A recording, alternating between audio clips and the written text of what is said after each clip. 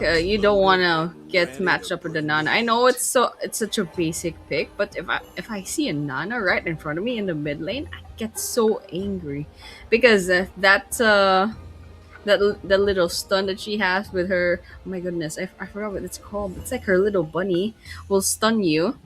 And then we have Clint from Puss VG. There should be another pick. Hold on, we got the support, we got the mage. We should have a jungler, I believe. The Eason Shin is still open, by the way.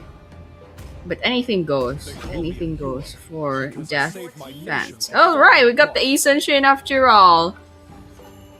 Not much tankiness, so I'm a little worried for Vanguard, but you know what? Let's worry about that later on. Maybe they have something up their sleeves. We also have the Carmilla, who can pretty much tank this up. But alright, we have the Ixia. I believe that should be Ixia. Hold on.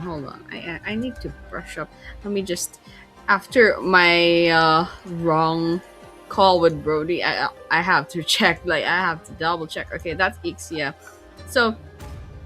there we go. We have a pretty nice lineup. MVKNG has chosen their damage dealers, and then of course Quiz VG, they have chosen their jungler and then their marksman as well. So, like, I'm just gonna say a little bit nervous for Quiz VG, a little bit lacking on the tankiness. I think Nuggle Baglo could have like some sort of tank build instead. Isan Shin usually squishy, so can't really rely on that.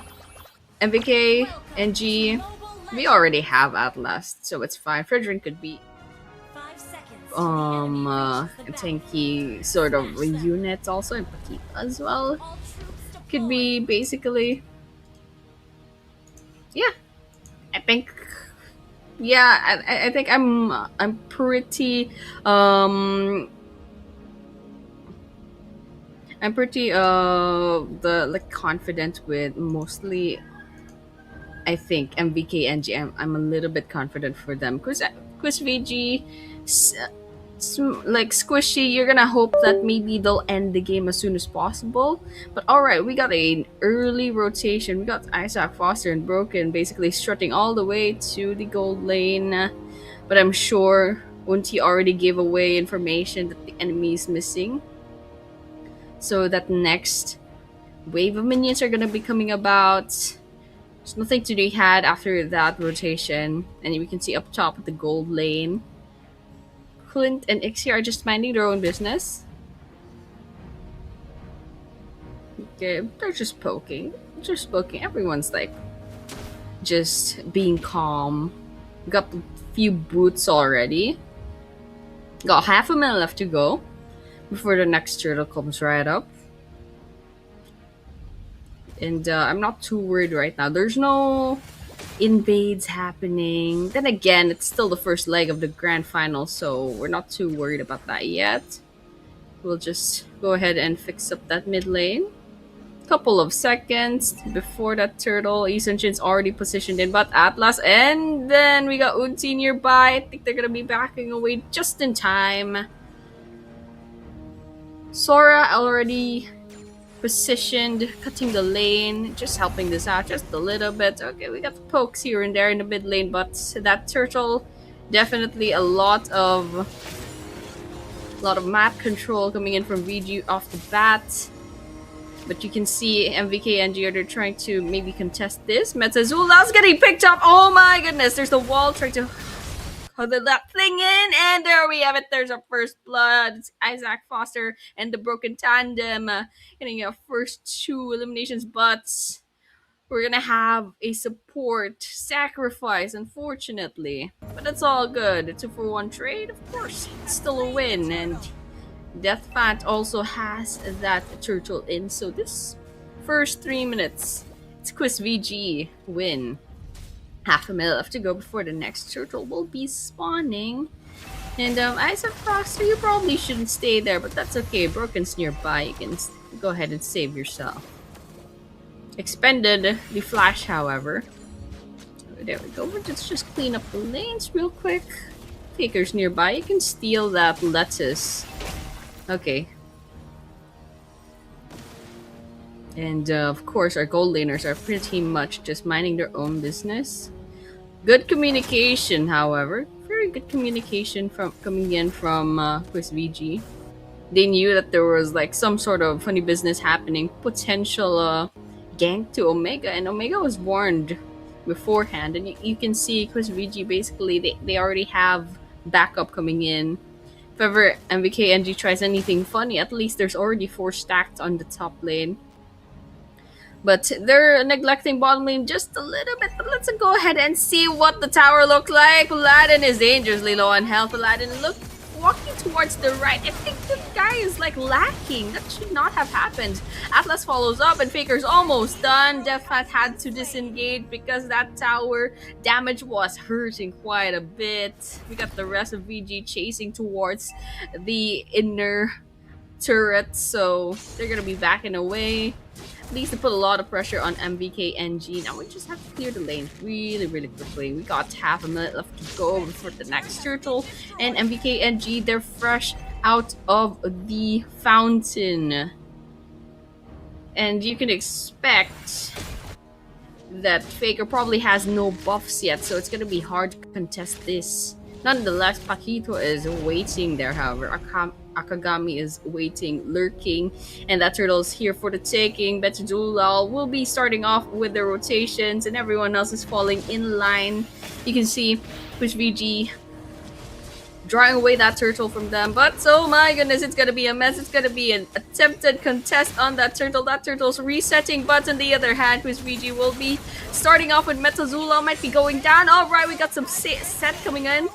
Isaac Foster, oh my goodness, Omega as well with a double kill, by the way. That's a 4-4-0 trade, a 4 full null trade. That was not a trade after all. That was a total domination. 9-1, so we're on the scoreboard. Half a minute, like 2 minutes left to go, rather, for the next turtle to come right up. Quiz VG right now. Look at the gold lead so early on, 5k. It's not looking good for MVKNG. I think the snowball just wasn't in their favor. But alright, nice ultimate coming in from Paladin.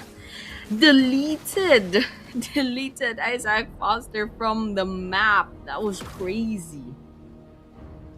But okay, that was a pickoff. That was a trade for the mid lane turret. We got Death Pants.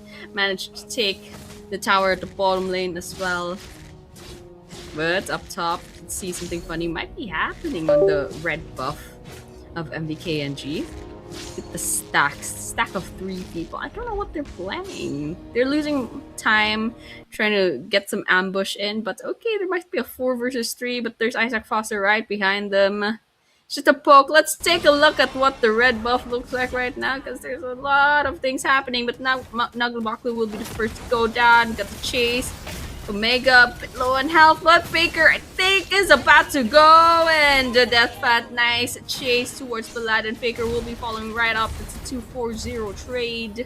Not too much of a trade. Deathfat, nice one. Nice save coming right up. That taunt was insane. That taunt was crazy. Oh, and Isaac Foster, however, oh, you gotta save that guy. Okay, that was Zulo. Be right up, but I don't know. That's gonna be the chase, but will that be enough damage? But Zula has signed up for their death, and there we have it. That's the punishment that we're waiting for. Deathbat takes that easy kill after that overextend coming in from Metazula. But we got 10 seconds left to go before the next turtle comes right up, and you can expect Quiz really already has a really nice push towards MVKNG, and we're still in the turtle phase, man. We're still in the turtle phase, and I don't know if they still need a turtle at this rate. We got a engagement up at the middle inner turret. Deathbat takes down Faker, but however, where is that? What are we looking at? We got the double kill coming in from Deathbat, and that's a really nice execution on their part. They're ignoring the turtle. I don't think they need the turtle. I mean, they could take the turtle just in case. Deathmat's definitely taking their time, however. Okay, we're just poking. And you can see the dire difference in terms of leveling up for both teams. Map control definitely going on to the side of MVKNG, but we can take a look at the item build. Look at how many built items Quiz VG already has, and MVKNG, I think they only have like, what, 2 or 3? I mean, some of them even just have one full item other than their boots, so they're definitely struggling. But all right, we were waiting for the Lord after all, and just like that, easily going on to the hands of Quiz VG. They have decided not to take the turtle. They'll be going straight ahead to get the Lord, and the Lord should be marching towards the mid lane because the inhibitor turret's already gone in that area. And now all that's left is MVKNG to basically hug their base and make sure that they don't get picked off. They do need to defend quite a lot. But okay, Metazulal pokes in, sees that bush is basically infested with Chris VG, but at least they have a bit of information so they don't get taken by surprise. Alright, never mind. The Lord will be marching up top. Really thought there was no more inhibitor turret. Hold on, I think I was just mistaken. Okay, we got a bunch of minions coming in, and they will be clearing out the top lane just so the Lord can go ahead and take care of the tower already right off the bat. And there we have it. We have a really nice chunk of that HP going down, but Quiz VG, they're definitely starting off a fight. They got a lot of damage in, and unfortunately Ixia's ultimate's not doing a lot of damage, but the Savage! The Savage from Deathbot! What just happened there? What a way to end our very first match between Chris VG and MBKNG. Barely 10-minute game. That's a 9-minute and 44-second-ish game. That's a very easy victory. I mean, that was just one Lord.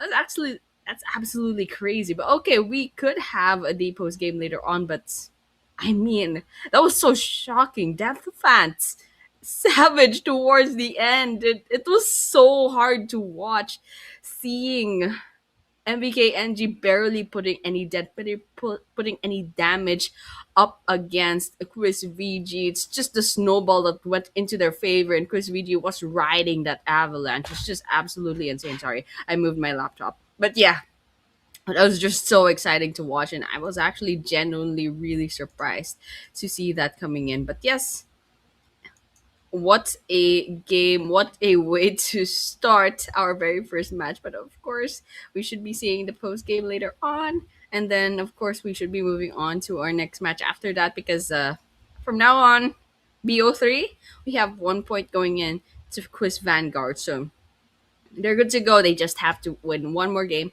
and then we should see the next break. Oh, I think we should be seeing the post game, I believe. And actually, it will be at the MVP first. So let's just go ahead and wait for the assets to load up. But Death Fat. Yep. I mean, what did we expect, man? Five of those kills are from that very last minute of the game. I think that was a really nice highlight that Death Fan can use for their reels later on. MVP of the game. What? Look at that. That's just a sky piercer, and the endless battle. That's insane. That's like two items, and like other than the boots, like that's two items, and then this guy already ended the game 9-0 to 9 on the KDA. It's crazy. 95% of the kill participation. That is a really nice jungler if we've seen it. But there we go. We got the post game finally 19-4 on the scoreboard. Quiz PG. Then let's take a look at the itemization. We got Naglu Baglu, two full items other than the boots. Isaac Foster, we got the boots, we got the Lightning Truncheon and the Glowing Wand as well. We got Broken. They already have the ice dominance. It really helped out, like just taking down like the healings of MBK NG. So mostly like 2 or 3 items. Omega actually had 3 built items, which is insane. But here we have the item timeline. We only have 10 minutes, so that's basically it. Okay, Knuckle Baglo, you can see Knuckle Baglo has had 3 items, including their boots, and Akagami unfortunately only had their blade. Isaac Foster versus Faker. Isaac Foster has the 2 full items plus boots. Faker only has like 1 armor and then the boots. Later on, Broken chose to use their Ice Dominance first, Then they have like you have one piece of armor, one piece of defense item. And Metazulal, yes, they did the ice dominance as well just to help out. First, Omega, two items. We got the endless battle and the malefic roar, but I thought I saw also the green blade. Oh my goodness, I'm calling it the green blade, the one with the high physical damage. We have Unti. Unfortunately, just one item that I can see from this asset, the glowing one plus the boots. Death Fat, as we saw a while ago. And then we have Paladin as well. Unfortunately, for a gold laner, just the scythe. Okay, we're gonna go look at how Death Fans rotations go about the map. Look at all that. We got some invades towards the end of the game. Then again, it's just a 9 minute game. I think this is pretty standard.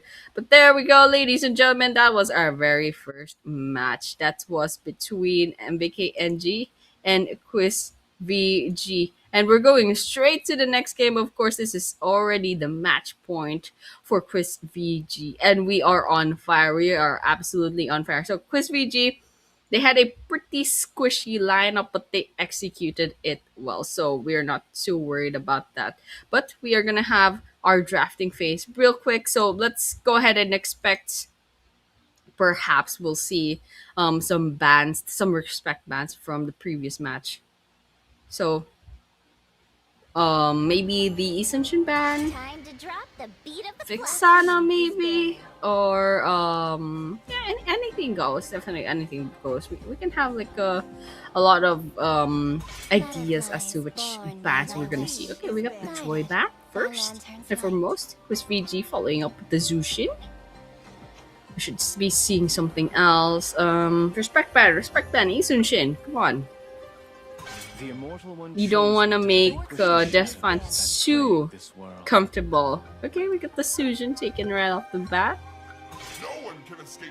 And then Kuswiji should answer back with the Badang. They just don't want to get set by a Badang.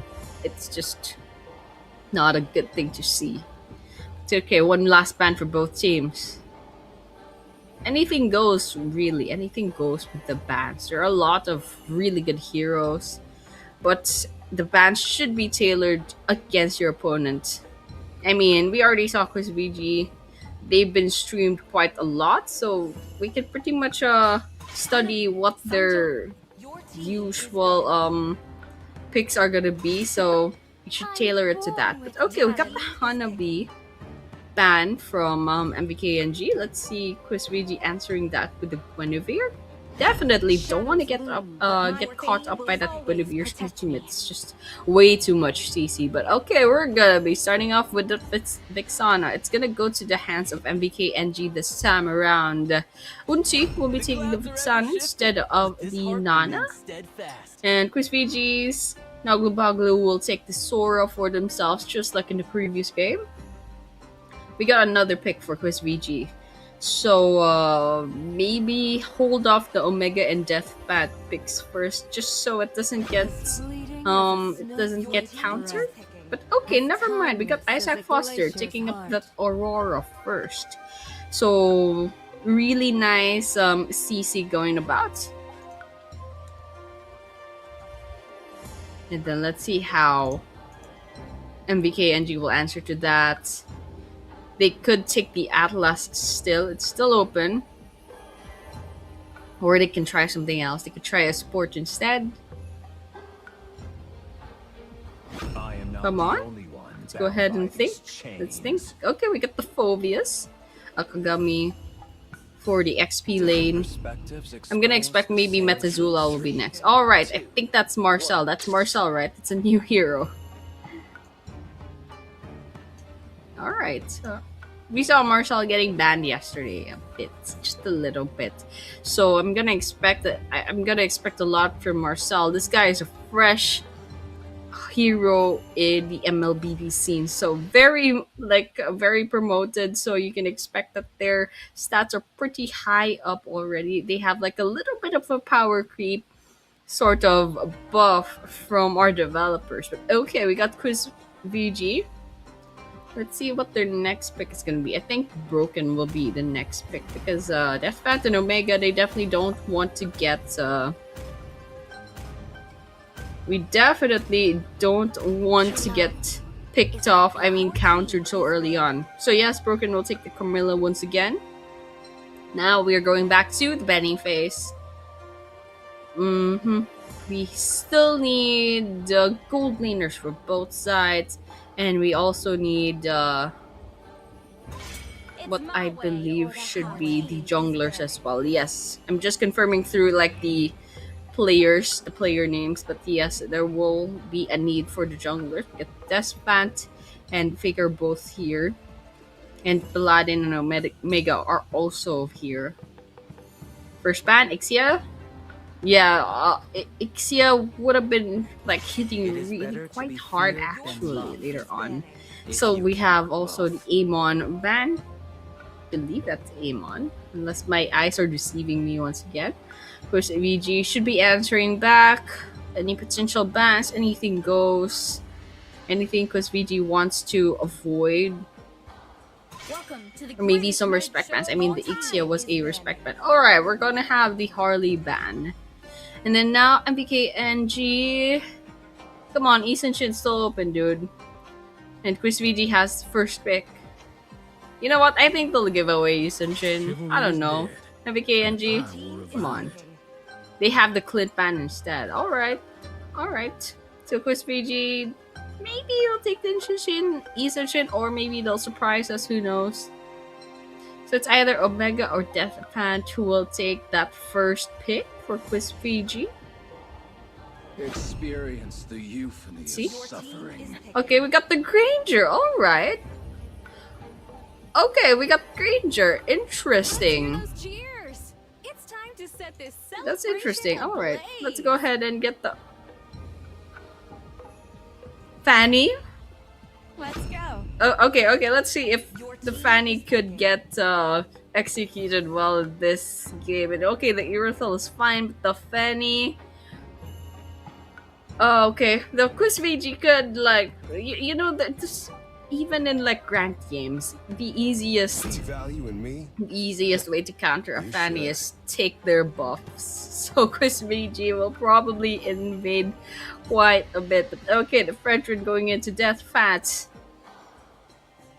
I'm a little worried for Faker.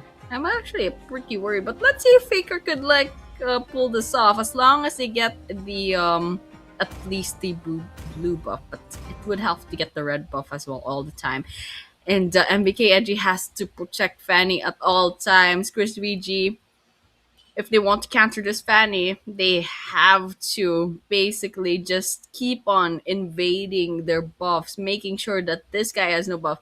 Fanny is absolutely useless without a blue buff, so that's why they should basically just avoid giving that buff, avoid letting Faker get that buff. So there we have it. I'm actually quite excited to watch out for this because this is definitely going to be something new. We don't see Fanny a lot, but Fanny is a high skilled hero and a very easy one to counter at that. So a little bit worried for that, especially if in that rotation, if Faker doesn't have the blue buff, that they're basically sitting ducks. What are they doing in their lives? So just a couple of cables, and then that guy is like expended already. So me a lot, but okay, there we have it. We're gonna be starting off with our next match.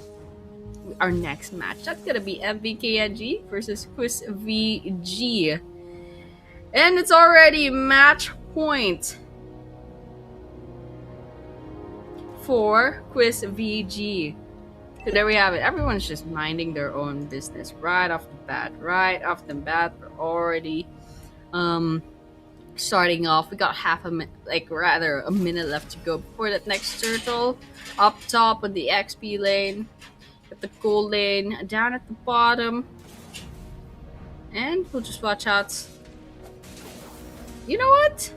Is that Irithel at the bottom? That she looks freaky. Like she scares me in that icon. But okay, we're starting off.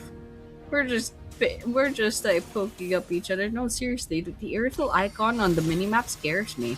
What is that? Okay, oh my goodness, that Metazula might overstand here. Okay, we're having a little bit of a problem here. Faker manages to invade the blue buff, and so instead of Quiz VG invading and stopping Faker from getting the blue buff, it's the other way around. And so, come on, Chris VG, you've got to disrupt that Fanny very, very quickly. But alright, we got some cables coming about. Paladin will be pushed back into their lane. Really nice Irithel skin, by the way. That's pretty badass with that motorcycle. But okay, we got the 2 versus 3 situation up top, and then we got a little bit of an action here. It's gonna be MVK Edgy. Don't be taking 2 kills for themselves, and Broken might be in trouble. Isaac Foster is gonna be Nat. Oh my goodness, Isaac Foster, just go back, dude. Broken is gonna tank all of that for themselves, and there we have it. We avoided 2 casualties. Nice going for Chris VG. They're a little bit worried at that because MVK and G is already 3 points ahead in terms of kills. Okay, we're gonna be starting off with Turtle real quick. You can see Chris VG. They're gonna be trying to contest this. But we have it. Nugglebugler's gonna be trying this out. Faker will be taking that circle for themselves. And oh my goodness, this is gonna be hard. Faker takes 1. Should be another one coming right up, but he's gonna be going right back down. And we have Metazula just poking here and there, but that's not a lot of damage. Kagami, however, gets finished up by Nugglebugler. I think they overextended just a little bit. But oh great. Oh my goodness, what just happened? I don't know why that Marcel was there in the first place. I think that was just Broken giving the punishment in. But that's 2 kills on the side of Chris VG as of this moment. So we're not gonna be seeing the same game that we saw Chris VG playing in the previous game. It's gonna be a little bit harder because there's no snowball coming in. But there's only a 1k gold lead from MVK NG. Nice kill coming in from Faker. I think Isaac Foster will be following right up. Faker's walking. Come on. Let's go ahead and get this going. We got the 1-for-1 trade. Isaac Foster getting traded off. Faker dangerously low and health, so they'll be backing away. And now it's all that stuff. Never mind. It's not all that stuff. MVK NG, they're all disengaging. While Chris VG's fresh out of the fountain. Not a lot of damage, however, between Deathman and Nagubaglu. But let's just see. Alright, we got Metazula poking into the jungle. But there we go. Unti, nice ultimates coming right up. But they'll be backing away. Omega's inside this here. So they should probably avoid the Vixana ultimate, but Akagami does take 1, and they're gonna be tower diving into the inner lane. But okay, we got Omega's gonna be coming up next. Broken, however, also takes a 1 kill, 1-for-1 trade in that situation. Metsula for Omega, however, that's not a really good trade-off. In fact, Deathfat also got taken out of that equation back there. A little bit worried for Chris VG, but I was hoping they'd be a little bit more proactive.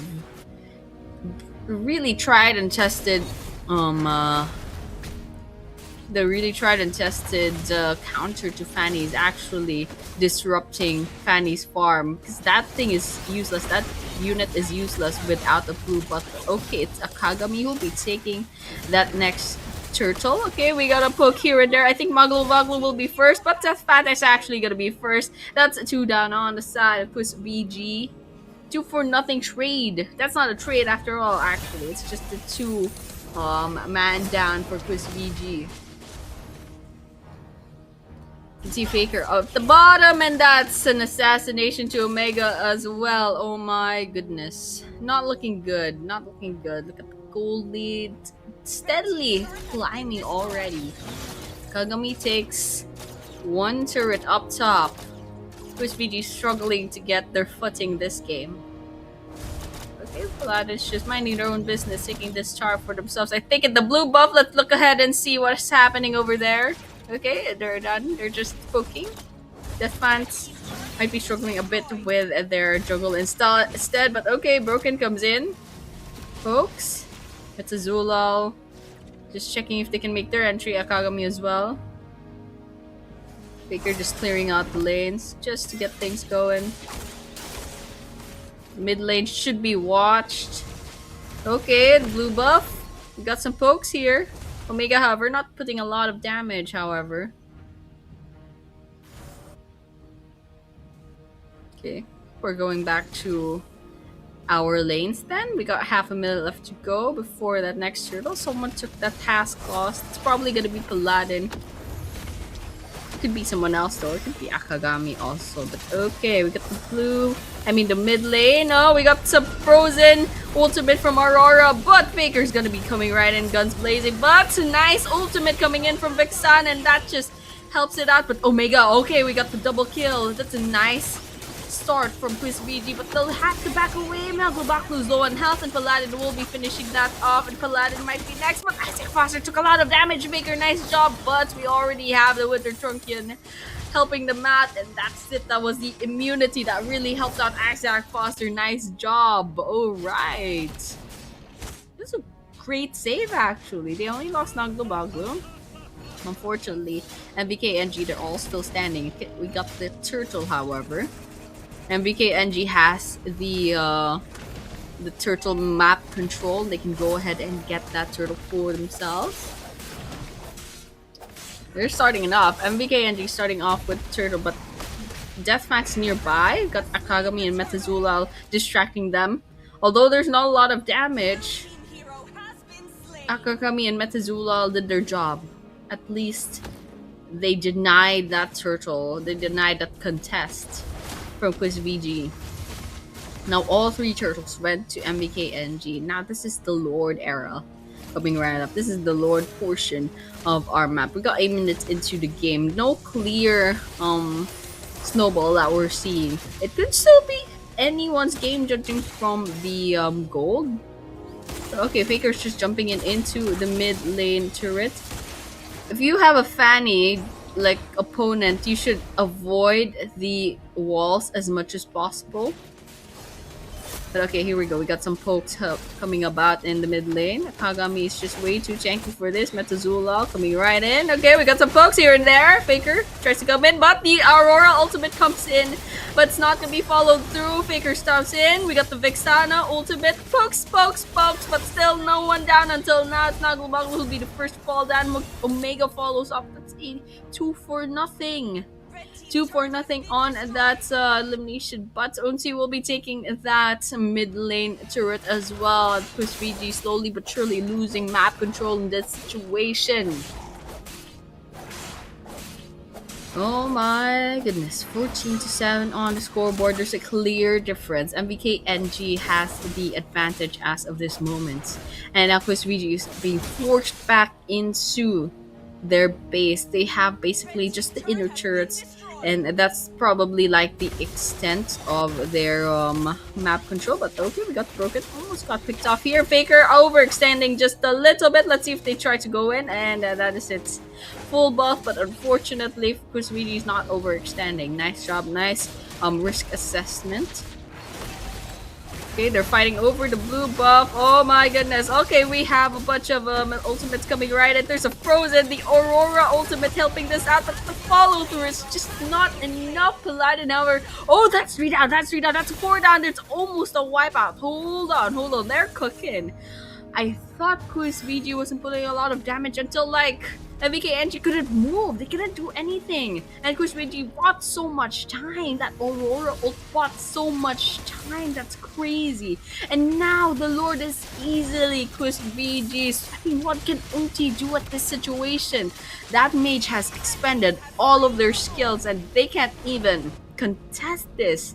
This is a really nice breather for Quiz VG. That Aurora pick made all the difference, actually. That was a really nice set from Aurora. I'm like just gonna say. So MVK NG, next thing to worry about, the next thing that they should like take note of, probably not stack up too much, because although there's no setter tank on Quiz VG, they have the Aurora, and that stun is Ugh, it takes so long. But okay, we got Faker taking one from the side of Quiz VG, but I think there's gonna be a follow-up right now. Vetzola almost 6 gets taken out. However, this is a 4 versus 1. Akagami, however, way too tanky to be worried about. Just a poke. Paladin's here trying to defend the mid lane, but the Lord is gonna be marching out towards the bottom lane. I think that tower is gonna be in trouble. There we go, a lot of damage coming in, but this video won't be worrying about that too much. They just need to buy some time and maybe like let the minions do their job really quickly. Here in the mid lane, they're gonna be clearing that out. Zulal and Unti will be making sure that they're gonna save their mid lane turret. Okay, we got something cooking and the bottom lane. Oh, but dangerously low on health. Who is that? Who is that we're looking at? And that is going to be Metazulal jumping in into the fray. Akagami's very tanky, but okay, Unti getting the double kill up against Quiz VG, although Quiz VG had the numbers advantage at that moment. Unfortunately, it'll be Quiz VG who'll be down 3 people, while MVK NG has no casualties. Now the tides have turned. Map control goes back to MVK NG, but we got a minute left to go before that next turtle. One good set from Quiz VG. I think one good set from Quiz VG. Maybe that gold lead will equalize again. We got the invade on the red buff against Quiz VG. And then just the inner turret up top might be in trouble. Just a couple of taps, and Unti takes that turret for themselves. Potential 5 versus 5, perhaps. No, it's just pokes. Red buff denied. Quiz Vanguards. Down at the bottom, blue buff also. What? Okay, we're having something. Oh, nice! That's a nice stun. It's a 5 for just 1 ultimate from Aurora, but the follow-up. Let's just see. Let's go ahead and see the follow-up. That's nice, but Unti will get the triple kill instead. That's a 2-4-3 trade. Almost had it. Oh my goodness. We need a breather. Quiz VG needs a breather. That was a really nice set, but it wasn't followed through immediately. Come on, guys. Presence of mind. Okay, we got the Lord coming right up. And Quiz VG still lacking people, so they can't contest this. But okay, let's just see if Isaac Foster might be vying for this. Just one good ultimate, they might be able to steal it. Okay, come on, Isaac Foster, give that. Oh no, it's Faker who will be taking that retribution, and unfortunately, Isaac Foster will be paying for that with their lives. What a legendary from Unsi already, 9-0 to 8 on the KDA. Might actually be MBKNG's game this time around. We're 14 minutes in. Okay, let's start that off. Quiz VG, they'll be defending. They can just wait for Isaac Foster to respawn. Mid lane, it's gonna be the Lord, gonna be taken out. Oh, Faker might be seeing an opportunity, however. They could like basically just take out this team. They're all stacked up, which is really nice. Okay, we got a bit of a stun action, but not enough, definitely not enough. And that Lord is slowly but surely losing already. Faker tries to make like some sort of entry, but can't find one. Akagami falls, however. Paladin takes the 1 turret for themselves. Okay. And Quiz VG is basically just prioritizing clearing out those minions. But the minions managed to actually make a dent just a little bit up against the base. Faker overextended just a little bit. They got the cables to save them. Now, Quiz VG's on the defense 15 minutes into the game. So, we got a really big gold lead, however. Quiz VG. Deficit of about 6k. Not looking good. Got a minute or so left to go before the next Lord. And we're just watching out for where the minions are going to be. Very careful about the minions. Always watch out for the map. But okay, we can see MVK and NG. They're basically just keeping themselves on the map control. Positioning themselves ready for any sort of situation. Okay, Death Pants. Probably lurking in the worst place, but they managed to get away just in time. Nice use of skills. Nice use of escapes. We got the stack on. MBKNG on the mid lane. Now, Quisviji, they're hugging their base, making sure that their base is well protected. But up top, Death Fant's all alone, 4 versus 1. This is not looking good, and that's the punishment that we're waiting for. Death Fant doesn't get away from it. Just like now. Faker might be joining in. Let's see if Faker will be trying to take one assassination in. Now, Kusviji, they're just on the defense as of this moment. Now, it's all about a lot of patience. That next sword's coming right up. We can expect MVK NG will be trying for that as well. Alright, it's just Kusviji minding their own business, clearing out the waves. We got the Lord uncontested towards MVKNG. And that's it. Paladin takes the Lord for themselves. Let's see a second try. Second try for MVKNG. We're 17 minutes into the game, so that Lord has to be a little bit stronger. Price dominance a little late on the side of MVKNG, but no matter, they're already winning, so they're just making preparations for the late game, because for sure Vanguard's probably started getting their items already. But alright, we got the Lord marching up from the bottom. Vegeta, they're hugging the base, making sure they don't get picked off. They don't even try to clear out the waves up top. They're just waiting for the minions to come to them. And that's what they should be doing. They don't have information as to where the minions are from the bottom lane. That's why they're also just waiting patiently. There we have it. VG making their moves. MVKNG trying to make their entry. Alright, down at the bottom, I think that's where the mess is mostly at. But one tower down. We got the skirmishes here. Metazula first down. But a nice job on the set. But unfortunately, Omega gets that double kill. VG forced into the fountain. However, that's a triple kill from Omega already. And you can tell that the Granger has a lot of items already. Look at the damage kicking in. And unfortunately, VG will be losing out on a lot of towers from that one Lord. So that's what's something that they should be, they traded it off for the fact that at least they defended. But yes, Isaac Foster has the super entry the late game. We can expect that Quizwiji has better items now, and they're gonna be hitting hard. The Granger especially, the Aurora especially. Hopefully you can see a little bit of improvements. But okay, really nice ultimate coming from that Carmilla, and could save them. Could save Quizwiji. A nice Aurora Carmilla combination would do really good. But okay, we got Omega trying to basically just poke here and there.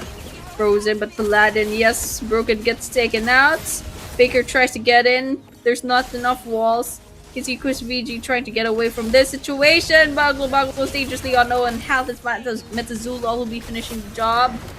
Quizviji's pushed back into their base. They know they lost enough players. They don't want to overextend.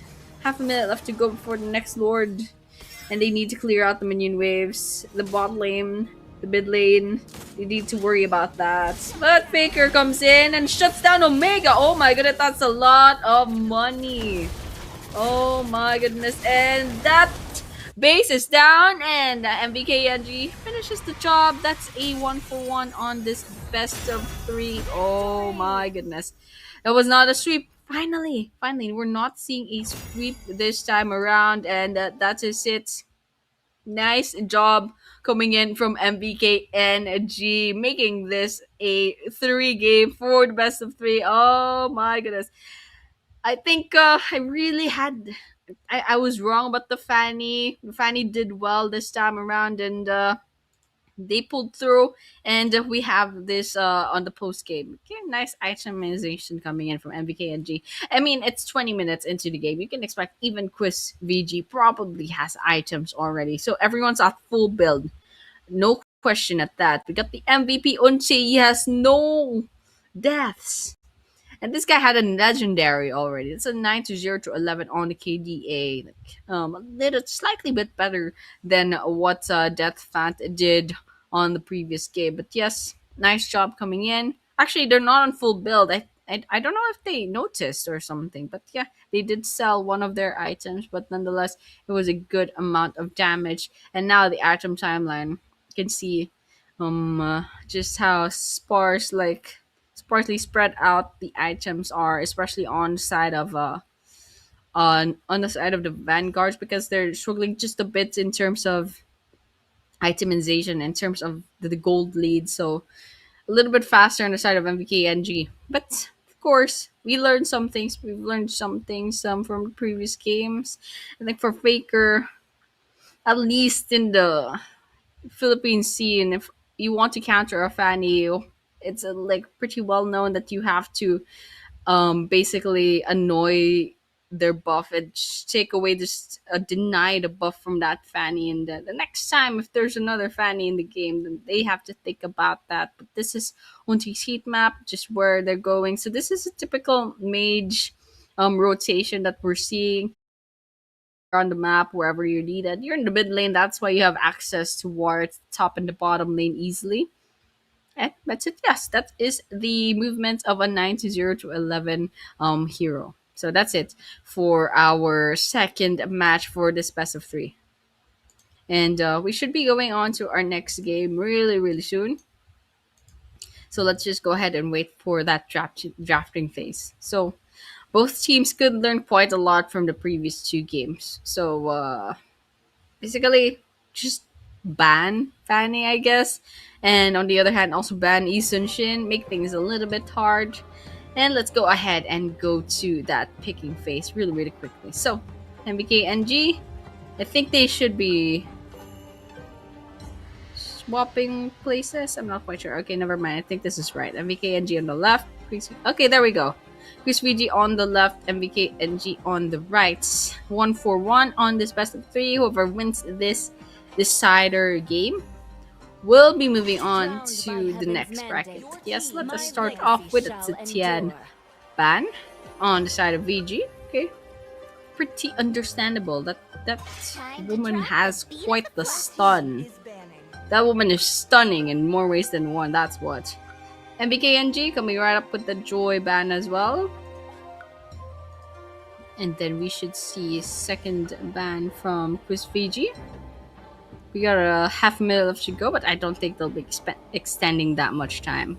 Let me just fix my hair real quick. But other than that, I think we're just waiting up for the rest of the picks. I think nothing much happening yet. They're just thinking about what they want to pick. What is happening with my hair? Hold on. I should probably fix this up. But okay, never mind.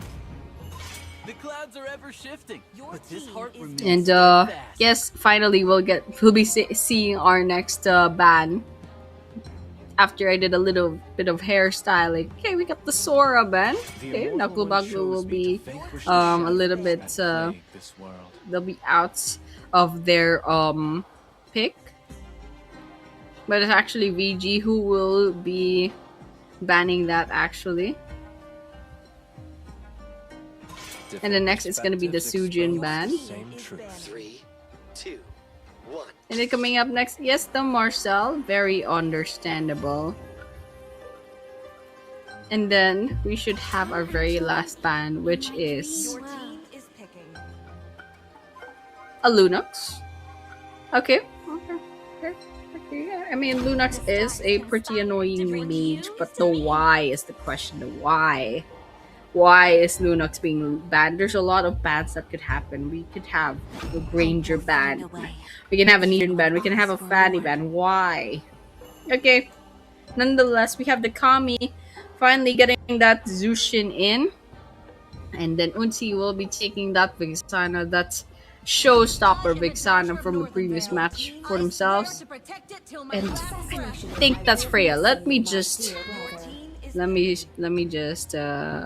check real quickly. Yes, Freya had an update on their art. Oh my goodness, they're all changing faces. I've been playing MLBB for so long. Everyone looks different now. Okay, got Guinevere and Hanabi. Isaac Foster will be taking the Guinevere this time. So Kami will take the mid lane instead. And Omega, they'll be picking their Hanabi quite early on. And then MVKNG will take the Carmilla this time. So it's not gonna be going to Broken. It's gonna go to Betazulal instead. Now we got the bans coming right up. So just right off the bat, Kagami could stun quite a bit. So it just gets a little bit annoying, especially if Freya uses their auto attacks and then they use the. I don't know if you could call that a passive or the stacks, but basically, yeah, Freya has a bit of a stun on their skill set. It is better to be feared But we'll than be loved. going back to our banning If phase you as cannot usual. both. We got the Amon ban first and foremost. Because VG could be answering back. We still need junglers on both sides. And yes, junglers, Faker and Deathman still open. Broken needs a tank / support. Paladin needs a marksman or gold laner. So let's see what Quiz VG will answer back with their bans. It's my So way. jungler and a marksman, anything goes. Okay, we got the Ixia ban, which is pretty that's a respect ban up against Paladin. And then MVK and GD could answer back. Isanshin maybe? Isanshin's still open. Sujin is open. Oh no, Sujin's not open, never mind. They got banned off in the first phase. Who else is open? Granger's still open. Okay, we got the Isanshin ban. Okay, finally. And Chris VG answering back with the Badang ban. Okay, got first pick MVK and G. Either Faker or Paladin, anything goes. What can they choose? Fredrin is still open. I am the moonlight that breaks through the Team is darkness. picking. Mia, okay. Okay. MVK and G, yes, they did pick the Fanny, and then look what I said last time, and so I'm not gonna say anything. Mia's also a good unit, you know. Mia got overhauled, they got a revamp, so yeah, pretty good, and that ultimate is annoying for Mia. So that's a very, very respectful, sure, Paladin. Let's see. That's a follow through, however, in the match. But okay, we got Chris VG with the last pick. That fan broken, anything goes. They could get an Atlas, they could get a Tigreal, but okay, we're getting a Leomord because Leomord was open this entire time. Okay, nice, Belleric. Nice. I like this lineup. We got the Guinevere, we got the Belleric, we got the Leomord, we got the Hanabi, and the Zushin. Chris VG has an all-rounded lineup. I actually really like this. There's a good amount of CC, there's a good amount of sustain, and we got the immunity from Hanabi, we got Zushin's constant damage done. MBK NG has the Harley. It could be used on the Zushin or on the Hanabi. The Belleric could tank a bit of damage, and there's a little bit of a healing. There could be a little bit of a healing job done by Belleric. So I think we should be starting off with our game real quickly. So MVK NG, think a little bit worried about their tankiness. There's a lot of squishy heroes there. So we have the Vexana, we have the Mia, and we also have the Harley that are pretty squishy. We got the Carmilla, however, who could like basically tank it just a little bit. But yes, it still does worry me. And Freya will probably have to be pretty tanky. Freya will probably go in and start things off. So there we have it. That was our lineup, and this is the decider match. Not a match point anymore. They were basically like already in the third game of the best of three. So whoever so wins this next game will move forward, and both teams have shown great potential. So you know what? This is anyone's game. I mean, I don't have any bets this time because both of these teams are amazing. But let's start off. It's a new game. It's a new time to make up for your mistakes in the previous two games. And now we're just starting off. Omega just gonna be hitting those minions easily. Nice going for the passive of Hanabi, just helping out clear out those waves. I don't know what they're doing, however. They're resetting that crab, but it is working out. And then we've got some pokes in the mid lane. Not gonna be enough though. This is just saying hi. This is just them saying hi.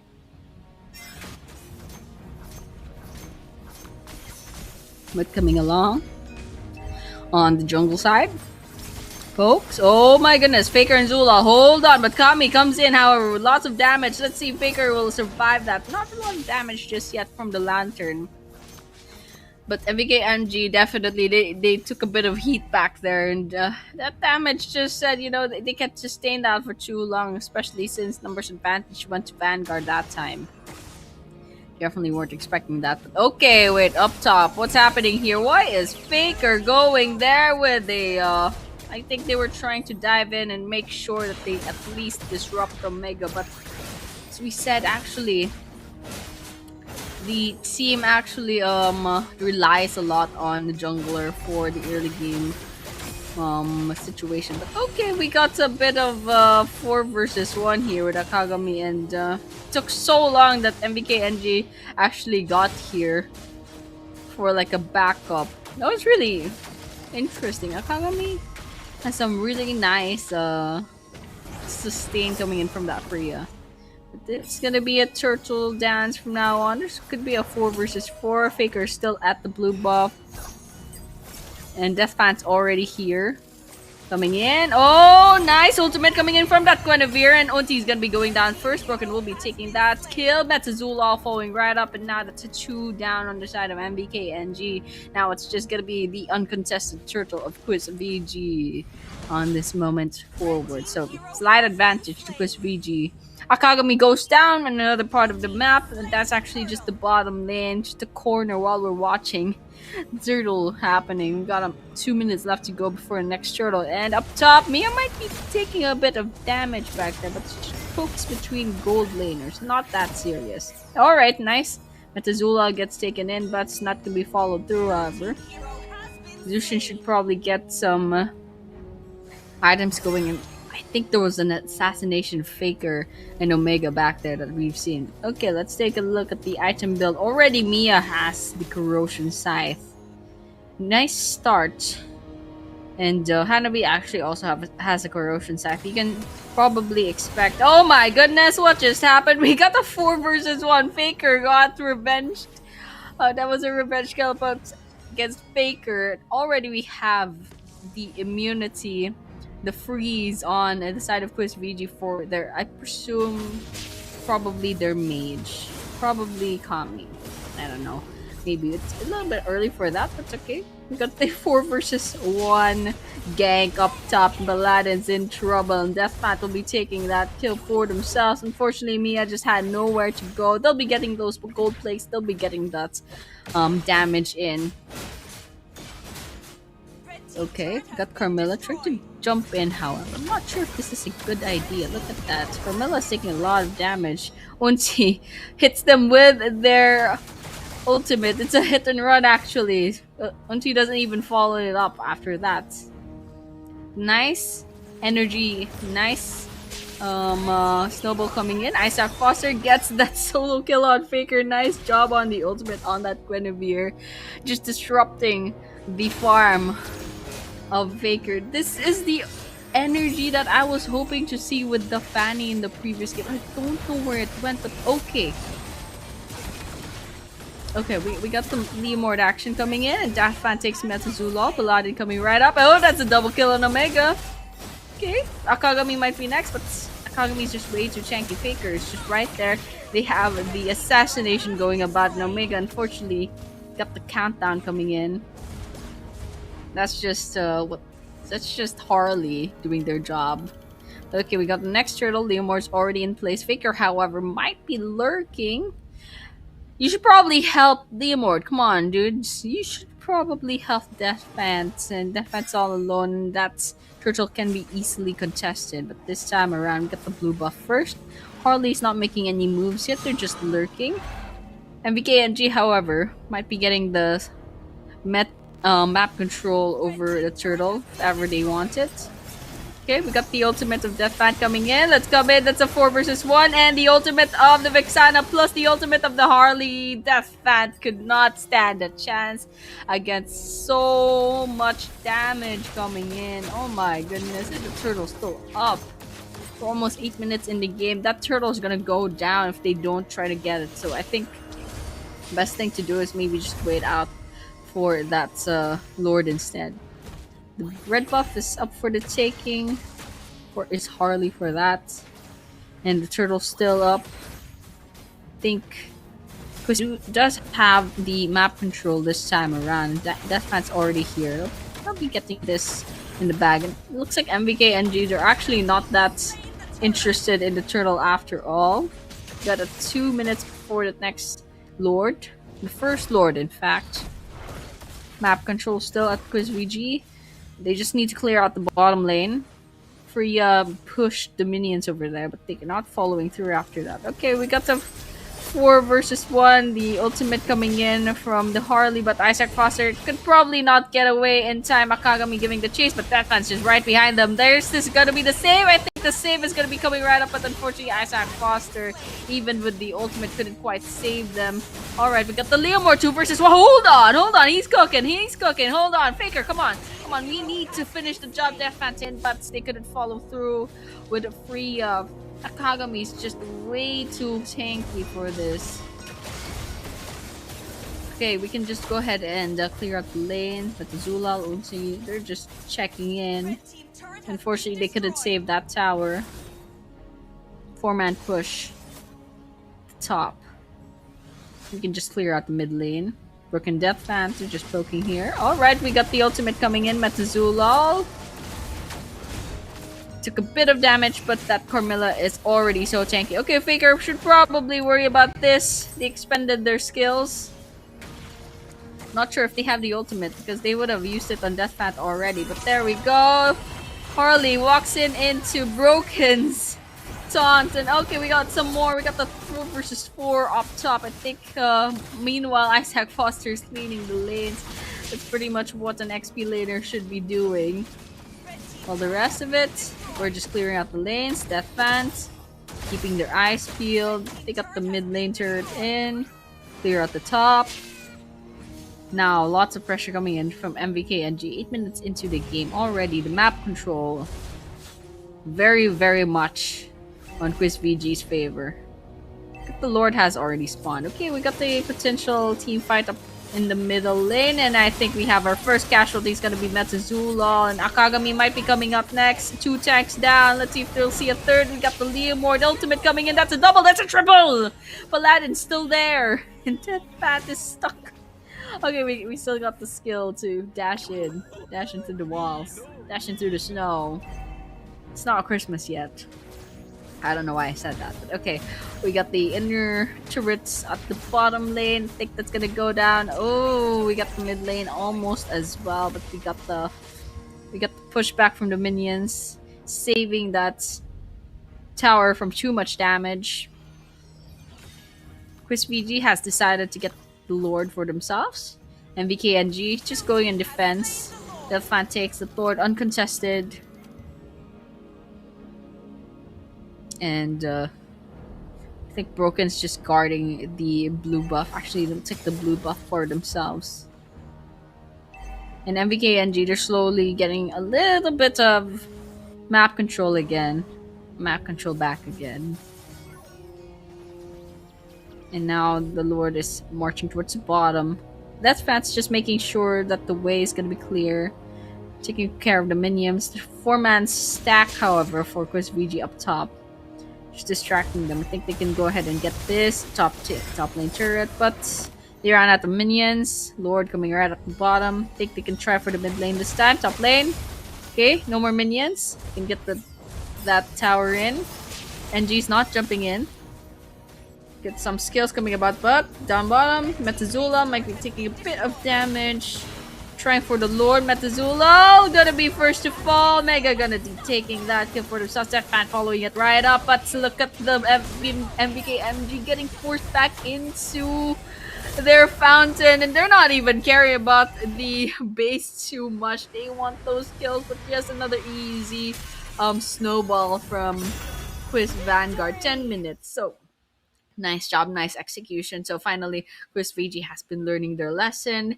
We got a lot of invades. We got a lot of buff steals from Quiz VG in this game. This is the energy I wish we saw when Faker picked that Fanny. So good job coming in from good job coming in from MVK NG and Quiz VG. It was a really nice matchup, actually.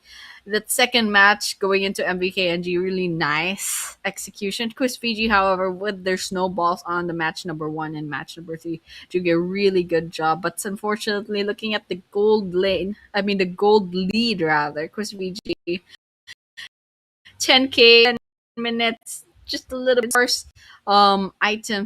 Itemization from MVKNG, there's a stark difference.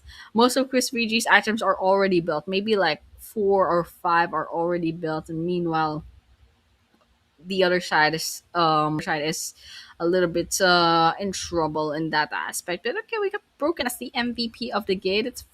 Game that's a 4-0 to 16 on the KDA, and got a bit of I think the most important itemization is really the ice dominance, and that's coming in from the Belric. And of course, we have just one more other item, and then we have the boots as well.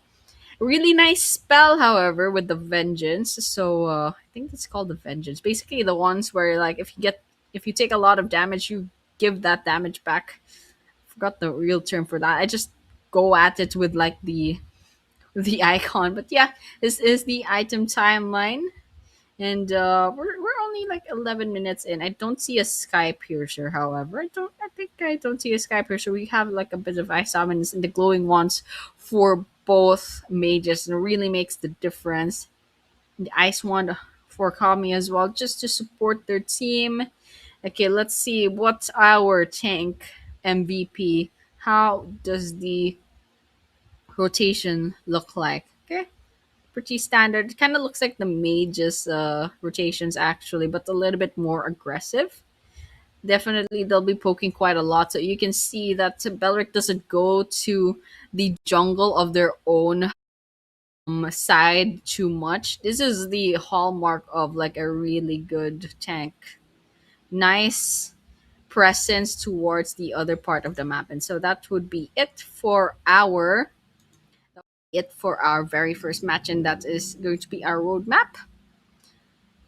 And we should be seeing Quiz VG going up against Vigani on that next bracket. So that's a 2-1 on the scoreboard. Our very first one, in fact, for this finals, for this roadmap. So Quiz VG should be going up against Vigani. The next match will be LNN SLFO up against the other team. So you will be seeing that in the assets later on. And of course, before that happens, we will be taking a short break. So guys, don't go anywhere. We'll just be resetting things in the back end, and we'll see you soon in a few minutes.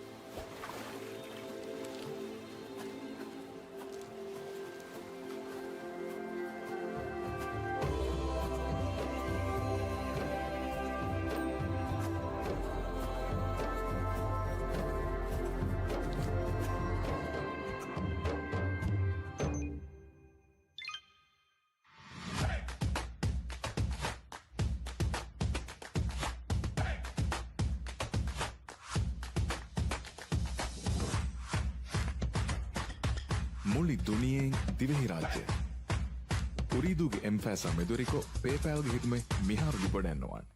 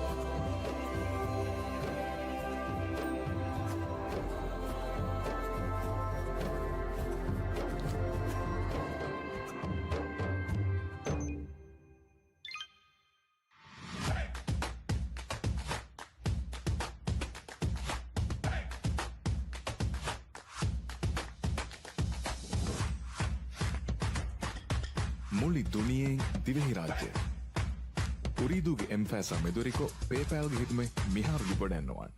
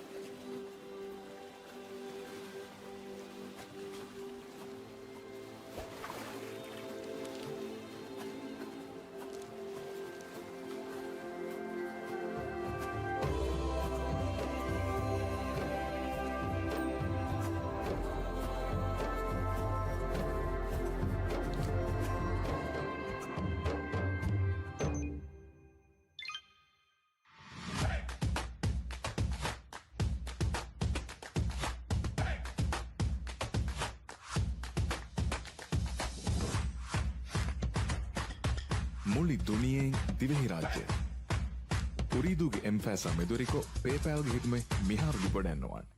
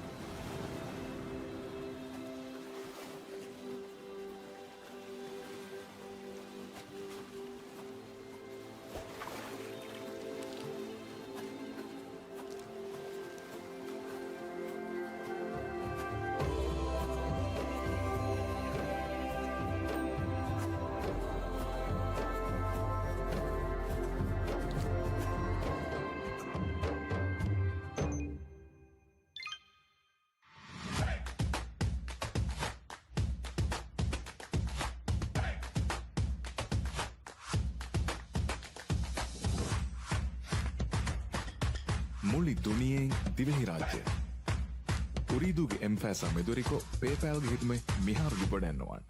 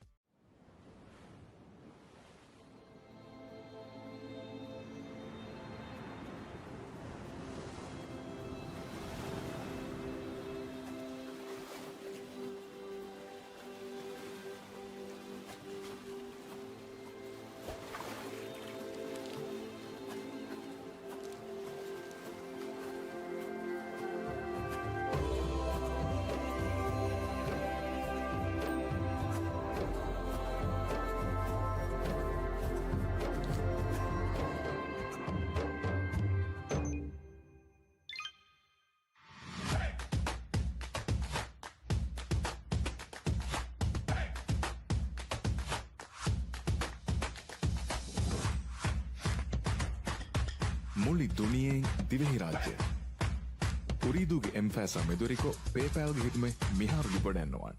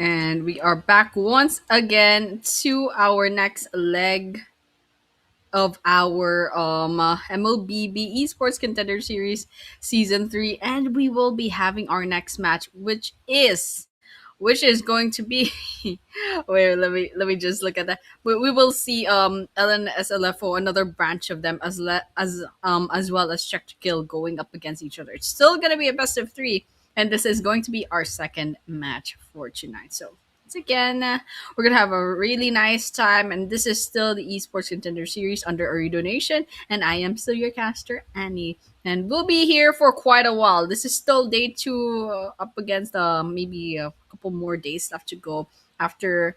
I don't know if you could call this the playoffs. This is the finals already, but like this leg of the bracket, we'll have another bracket, and then we'll have the quarterfinals, semifinals, and then the grand finals. So we have a long way to go, and already we're starting to see which teams have the potential, like which teams are showing potential. But there we have it. Let's go ahead and see what we will have next. We might be seeing the drafts later on. So there we go. And of course, we will just go ahead and think about LN and SLFO. This isn't the main team, I believe. We already saw another team, BLMV. I believe in yesterday, and so this should be another branch of LNN SLFO as well. So still a really good team, and they have a really good record as of this moment. So I'm gonna have a lot of expectations on this branch of LNN SLFO as well. But check to kill, yes. Also, let me just see if I can recognize some of the players because the name itself, I'm not quite sure. Um, but yeah, we were gonna be watching out for them. But basically SLFO, I don't know if the some of these players will be from like the SLFO that I know, but definitely let's look forward to that as well. And hopefully guys, if you are tuning into the stream, do make a lot of noise on the live comment section as well. Yesterday it was so resounding with the number of fans for the teams, and of course we're expecting the same sort of noise today and tonight rather, because our players deserve a lot of love. A lot of them played so well in the esports contender series. But there we go, we have the drafting phase coming right up really quickly. Let's go ahead and see what we have. So we have SLFO. I guess they're labeled as SLFO this in here. And then we got CNK check and kill.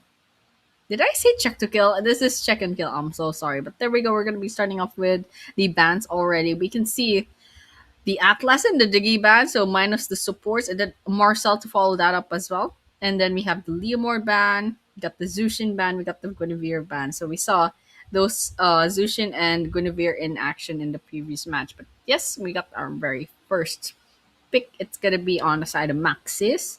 It's going to be Autumn with the Gourd. Chicken Kill should have two more picks next. And let's just wait up for that. Anything goes, really. Anything goes. And I'm looking at their names. Either these players changed their names, or I'm not too familiar with Check and Kill. But else, Maxis, I think I know 40's Feet and a Doctor. I've seen these two before, maybe, or maybe I was just thinking of someone else. But yes, we do have Check and Kill. They'll be picking up the Paquito and the Beatrix. So XP laner and marksman for check and kill. Maxis, however, with the gourd and the Mincetar, one more pick. Still anything goes. They'll probably be reserving maybe the marksman, mage, or jungler for the next phase, just so they don't get countered. Just depends on what their priorities are as of this moment. So there's already a mage, so for sure, best bet is probably a tank pick for Maxis. And then meanwhile, okay, there we go. The tank pick is really the Minotaur, which is a really good pick. So we have a bit of healing action. We have stun. And then check and kill. They could answer back with their own tank or support. Or they could go get a mage to go up against Gord, depending on what they're comfortable with. Definitely marksman already taken anyway. But if they have a really important tank that they don't want countered, they can also leave that for last. But okay, alright, we got the Faramis. Got the Faramis for check and kill, so that just gives them a couple of seconds before death to put in a lot of damage against Maxis. Let's just look at the execution later on. Okay, coming right up after that, we got the next phase of the bands, check and kill, going first with the Granger band, Maxis. They could answer back with a jungler band. Eastern Shin still open, Lemord still open, Fredrin has now been banned. So, Lemord's actually banned already, so never mind. So next band, check and kill. They could go anywhere. They could go the direction of the marksman as well. But the Granger's already gone. So Iritha? No, I think a jungler ban will make a little bit more sense because the pool for the marksman is just way too wide. Unless they already have information up against Maxis. Okay, we got the Harley ban instead. So that's a jungler. a really annoying jungler at that, so I understand completely.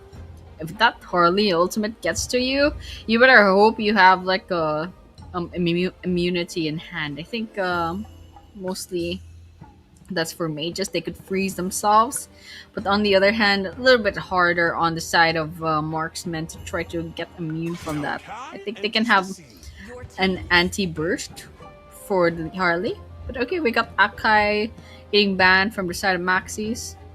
Check and kill, yes, they still need a tank, and the Akai is already out of the table. And we'll see a Belric, which is really nice. Counter, not really counter, but like an answer to Minotaur. Really nice answer to a Minotaur. But okay, we got Maxius. Their last pick will be Doctor and Madin. Which one will they be taking? That's the question right now. Anything goes, anything goes, actually. I'm not quite sure what their comfortable picks are yet. But there's a lot of marksmen and junglers are still open. Eason Shin is still open if they're comfortable with that. That's all a matter of waiting. And Big 7 Feet could go for a jungler as well, so still. Okay, Sujin was open. Madin will be taking the Sujin. Hold on. Okay, let's arrange the... Let's arrange really quickly. So, Essential this time will be playing as a gold laner. And then Sujin's more comfortably on jungle. Especially with Beatrix, you probably shouldn't put Sujin on the gold lane. You're just asking to get, say, you're just asking for trouble. Okay, we got the Joy and the Beatrix. So Joy will be going for the jungler, of course. So I think this time around, this is an Essential gold laner.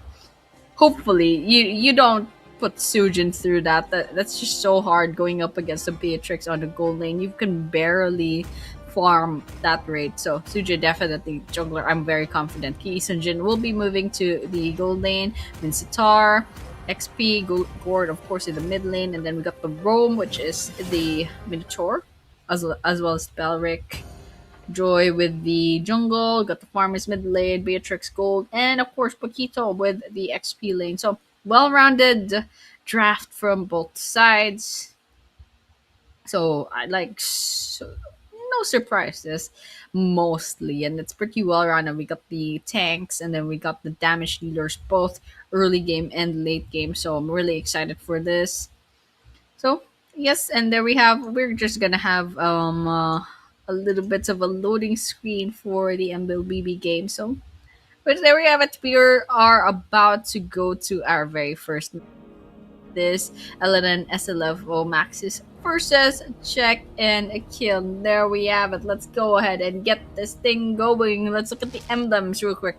Nice basically nice mix for the side of Maxis. And Check and Kill, there's a lot of blue, so there's a lot of magical, and I think there's an assassin sort of situation here. There's also a tank, of course, but okay, we got the first blood. Autumn actually gets that first kill. They go ahead and gank the top lane, so I don't know if Check and Kill expected that, but okay, we got a little bit of a gold lead, just a slight bit of gold lead, especially since that First Blood has quite the damage, like rather the bonus from that first kill. That goes to Autumn as well. Look at Autumn taking that boots already for themselves. But okay, we got a little bit of a poke on the blue buff.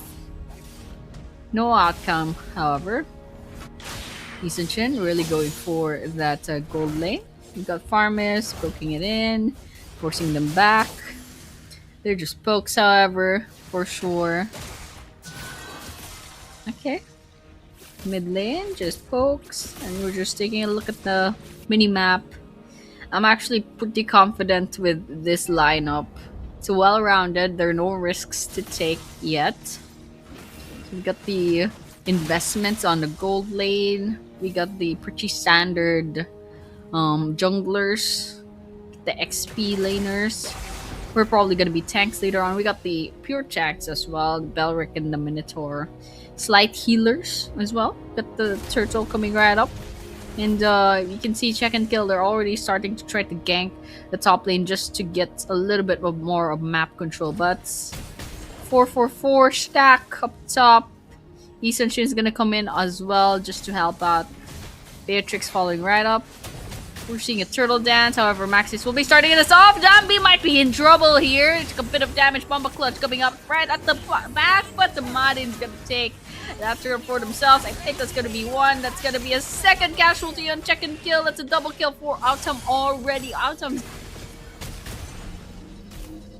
on their side, but check and kill as well. They do have one kill on their side. So 3-1 on the scoreboard as of this moment. Oh my goodness, big 7 feet got picked off back there. That's quite a surprise, but unfortunately on the red buff, a little overextended from that Sujin. Madin was all alone there. Could have actually probably asked a bit of help from your team, especially since this is an esports pro scene, so you can expect that the opposing team will have a lot of really good connections. There's even a chance that they're in the same room, or at least maybe in the same Discord server. But yeah, let's go ahead and keep a watch out. We've got a minute left to go before the next turtle. Got 4 stacking at the bottom for the side. Check and kill. SLFO Maxis mostly stacked up bottom, but they're spreading out. They're making their rotations. Oh my goodness, Shama just got taken out. Ruka's Sageously low in health, so it's just XP laner action, guys. That's typical XP laner behavior, XP laner vibes. They're in their own world. That's not. I mean, this is between them. Okay, got pokes here. Got some items going. Just watching out. Got half a minute left to go before that next turtle. And some gold plates taken. Especially on top lane. Got 10 seconds for that turtle. You can see Maxis is already getting into position. We come right up. Got 5 minutes into the game. Almost 5 minutes into the game. So that's 4 minutes 30. 4-3 on the scoreboard as of this moment. Still anyone's game. Slight gold lead on Maxis. We have a turtle dance. Sujin's drawing it away. Stuns. Right up, Marco is gonna be getting that initiation rather, and we got the stuns coming in. The turtle gets taken on the side, check and kill, but Madden still slays Marco. Shama, however, gets traded up. Ruka might be next, and Ruka gets taken out of the equation. Dombi also gets taken out. Oh, we got another one. Bomba Clutch was minding your own business. But okay, nice stun coming in from Big 7 Feet. So Big 7 Feet manages to get away, and Dombi respawn just in time. Oh my goodness, that's a lot of things happening despite the fact that Check and Kill got that turtle. Still Maxis overpowered them and got a little bit of a gold lead as well. That was actually pretty crazy minute back there. But okay, 1-for-1 on the turtle now. Now we have another turtle and about a minute left to go. We got some taunts from the recalls. And okay, we're just gonna get the Lethal Wanderer in. A little bit of a gamer taunt here. Autumn gets Ruka. I think which side of the map was that? I think that was up top. And we got some itemization coming about. Someone got the genius one. I think that should be going to Dombi. I think no one else needs that genius one after all. But okay, we got Marco getting poked at. And it's just pokes. Check and kill. They're not committing. Or are they? Autumn almost lost their lives back there. Oh, nice stun coming in from Shorty. Big 7 Feet, however, will be taken out by Doctor. I think there's something else happening in the mid lane. Ruka versus Shama. And you can see the rest of SLFO. They're trying to go in as backup, but Check and Kill disengages. 10 seconds into the turtle. Maxis has the map advantage, and you can see Sujin. You can actually see Madin actually lurking around the bush, and Maxis has the map controlling, but Marco's trying to push in. Dombi nearby. Ruka, Big 7 Feet nearby as well. They're gonna be coming in. They're trying to contest. They're trying to steal it just like last time, but okay, Shama He's gonna come right in. We got the ultimate going about, just making sure it happens. And Madden takes that turtle with the retribution timing in. Nice timing. And good job. It's a good job basically. And now it's just all about pushing. We are already 7 minutes into the game, so we're comfortably at mid game as of this moment. So chicken kill. They don't have much of the map control. You can see Maxis is pushing into the mid lane. It's 5 for 5 stack on the mid lane. Blue buff getting contested probably. Got an ice dominance on the side of chicken kill, so it's just gonna help out just a bit. Oh my goodness! Nice pull in from the Mincitar. That's a gank if we're seeing anything. Nice stun plus gourd set back there. Nice follow through. We got 2 casualties on check and kill. Alright, we have another one, however. Dobby gets caught up. Took some strays in. And we have a minute left to go before the Lord comes right up. And the Beatrix is all alone. I'm a little bit nervous. They should probably back away. And that's exactly what Bomba Clutch is doing. Just making sure that they get a little bit more minions and get that itemization going. But Doctor, yes, definitely trying to overpower Bomba Clutch in this situation. And Marco just giving a little bit of protection to their carries. They definitely need their carry to get as much itemization as possible. Look at the damage that Isanshin did already. That's considering the fact that Doctor's KDA is 3-0 to 5, so it's a lot of kills. Sorry, it's a lot of damage done to Doctor. However, that's a gank. That's an overextend. Actually, that was a mistake of Doctor. Bombo Clutch almost went down, but the follow through is just coming in. It was a really nice follow through from check and kill. It was a really nice rescue and punishment. But over there, we got the Lord's gonna be spawning in, and I think Modern is gonna be starting this off. They're just gonna poke the Lord. I don't think they're gonna be committing to that, but no, they're just trying to draw out. Let's just get check and kill. Nice set coming in, but unfortunately Madden was overpowered. There's just too many players from check and kill. They're just like yeah, there's just too much of the numbers of check and kill. So I don't know if Max is confident to that, but there's a backdoor happening up top. What is Mincitar doing? Farmis is already there, dude. Farmis is already defending the base. That was pretty sneaky from Shama. They already shaved down so much of the turrets up top. And this is XP laner core. Okay, we got the solo kill. Big 7 feet actually goes down. Shama and solo stack. Oh my goodness, coming out second. Hold on, Boba clutching the double kill. No way, Shama. That was quite insane actually. What a taunt. That guy is soloed 3 players and took down 2. Check and kill. Gotta check that. You gotta check Shama. What is this guy building? You should counter build from that. Then again, it's a little bit hard, especially with the gold lead coming in from Maxis. It's about a 6k gold lead. And okay, we got 2 turrets getting destroyed, and Mincitar is marching up top. Shama is marching up top, but I think something might be brewing on the bottom lane. But check and kill does not want. You should probably not engage because yeah, they need their numbers to go up against the Lord just to make sure that they don't get picked off. But okay, we got the Lord basically distracting check and kill as of this moment, while all the while Max is gonna be pushing those turrets in. Now they're trying to defend that mid lane, and unfortunately Dabby's gonna pay for that with their lives. Martin gets traded off, overextended just a little bit, but okay, Doctor gets Marco and a big 7 feet. Let's see the triple kill to Ruka. Is there a quadrant? Nope, there's a shutdown instead. Bomba Clutch gets a lot of money from that shutdown. But okay, up top, I think they could end the game if they lock in on the base. You can lock in. Come on, just end this already. Oh my goodness, they could have ended it. Oh, I'm so stressed out. Bomba Clutch got the double kill and they wiped out Maxis. Okay. That's fine too. They got a little dent on the base. I don't know if the complete they could have ended the game back there, but if they locked in, I don't know. I don't know if the auto attack is like hard hitting enough. If there was a If the marksman was there, it definitely would have ended. If there was a marksman with a really high attack speed, it would have ended back there. But I guess not. It's not gonna be enough just yet. We'll have another chance. We got a minute left to go before the next lord's gonna be coming right up. And Maxis is just taking the positions. Let's clean up the minions real quick. And that's exactly what everyone's doing. Clean up the waves.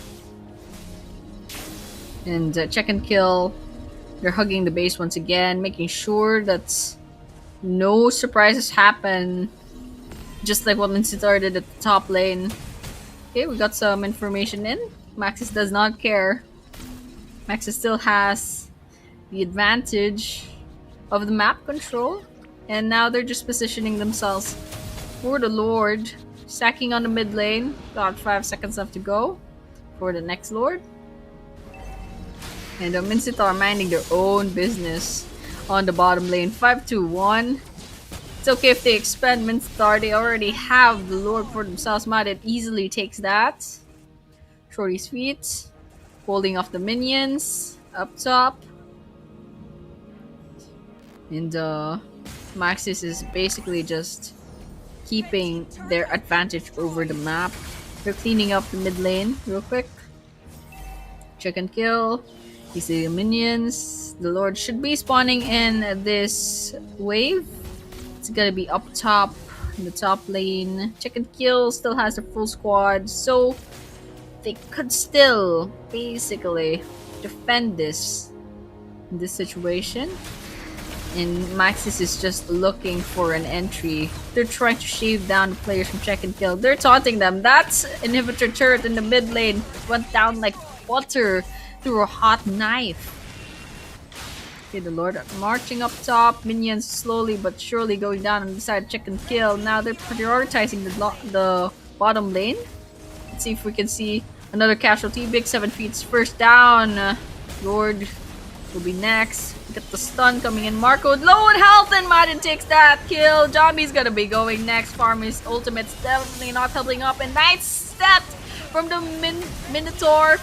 Autumn following through with the damage as well as Doctor, and that is a nice execution from Maxis. Very clean all throughout. It was their advantage all throughout the game. Congratulations once again for a nice job. Well done. Nice execution from that draft pick. Nice execution all the way. Even with the snowballs, they did not let up. They absolutely did not let up. And they kept that advantage going all the while. But there we have it, ladies and gentlemen. That was our very first match. SLFO Maxis will be taking that first game. The question is, will this be a 2-1 best of 3 or will this be a sweep 2-0? What's going to happen later on? We got the MVP, which is Autumn, with a KDA of 8-1-12. This guy had a snowball actually. You can remember early game. This guy had like 3 kills. All the kills, in fact, of their team like maybe like 5 minutes into the game. So that's to be understandable. They stacked up on items really fast and then basically helped out quite a lot early game. So there we have it. Congratulations once again to Autumn being the MVP for Maxis. And then we should see a lot more assets after this. Decent itemization. I think this was like an 14 minute game. Let's see how many items they got.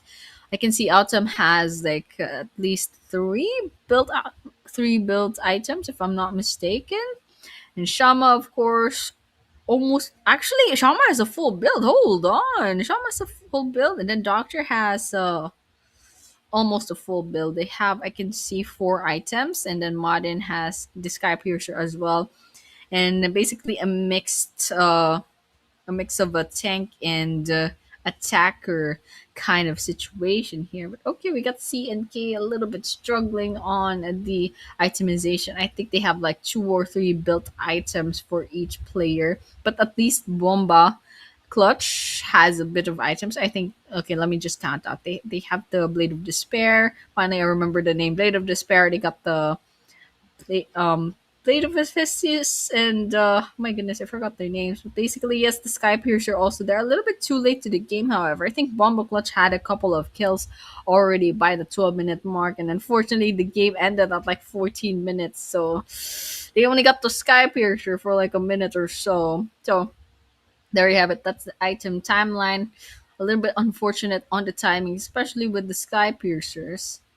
But a good start, absolutely good start for our teams. Maxis, they do like their sights. Do like that item quite a lot, and I'm seeing some ice dominances as well as the glowing wands. Nice itemization, especially with the anti heals. Okay, we got the autumn's rotations. So typical mage behavior, lingering about on the turtle. That's why the heat maps mostly focus towards the upper river. Just going about, not much actually going on to the junglers. Just mostly the lanes, mostly the rivers pushing. And finally, that is the end. We're just gonna be cleaning the place up, and that is behavior of the mage MVP for Maxis from Ellen and SLFO. So that is it. We will be going on to our match number 2 as usual. So let's go ahead and see what the draft looks like after that. So the things that could happen now is check and kill could definitely basically learn a bit of lessons from that previous match. So, we can have some pretty standard respect bans. We can go for the Sujin ban. We can go for that Isenshin ban as well. So anything goes. Absolutely anything goes. But whatever Maxis did, they were doing really well. So all they have to do is not get complacent. Definitely not get complacent. And then basically pick that really well-rounded lineup that we saw in the previous game. So both teams actually, I have absolutely no problem with their lineup whatsoever. Both of them really did good. They had the Bellerit and Minotaur, which is a really good, they are really good hybrid tanks, like a healer hybrid.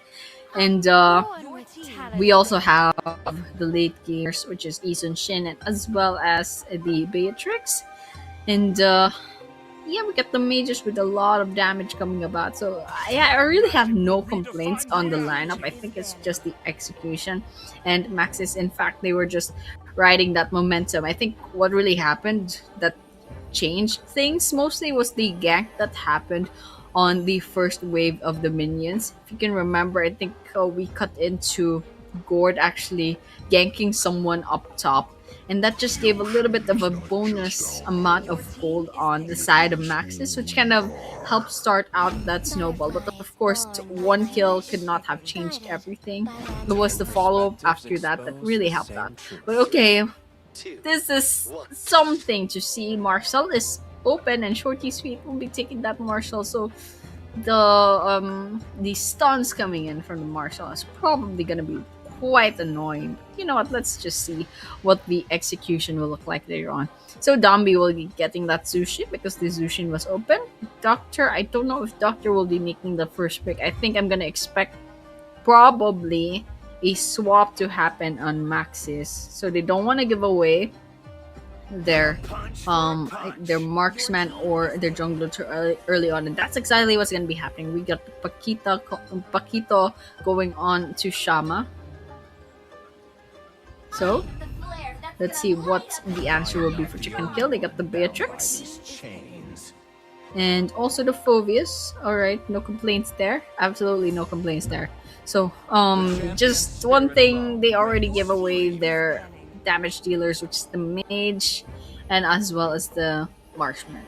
But at least they didn't give away their jungler yet. So, but okay, we got Maxis getting the Granger because the Granger was open. So respect bans for the Mincitar and the Cord. Absolutely great, absolutely epic, absolutely cinematic. They're traumatized by that Mincitar. They're traumatized by that Cord. The Mincitar was so tanky, and the skills were just so nice. The skill set of a Mincitar is so annoying, and the sustain. It's just such a well-rounded unit going into a really experienced XP laner as well.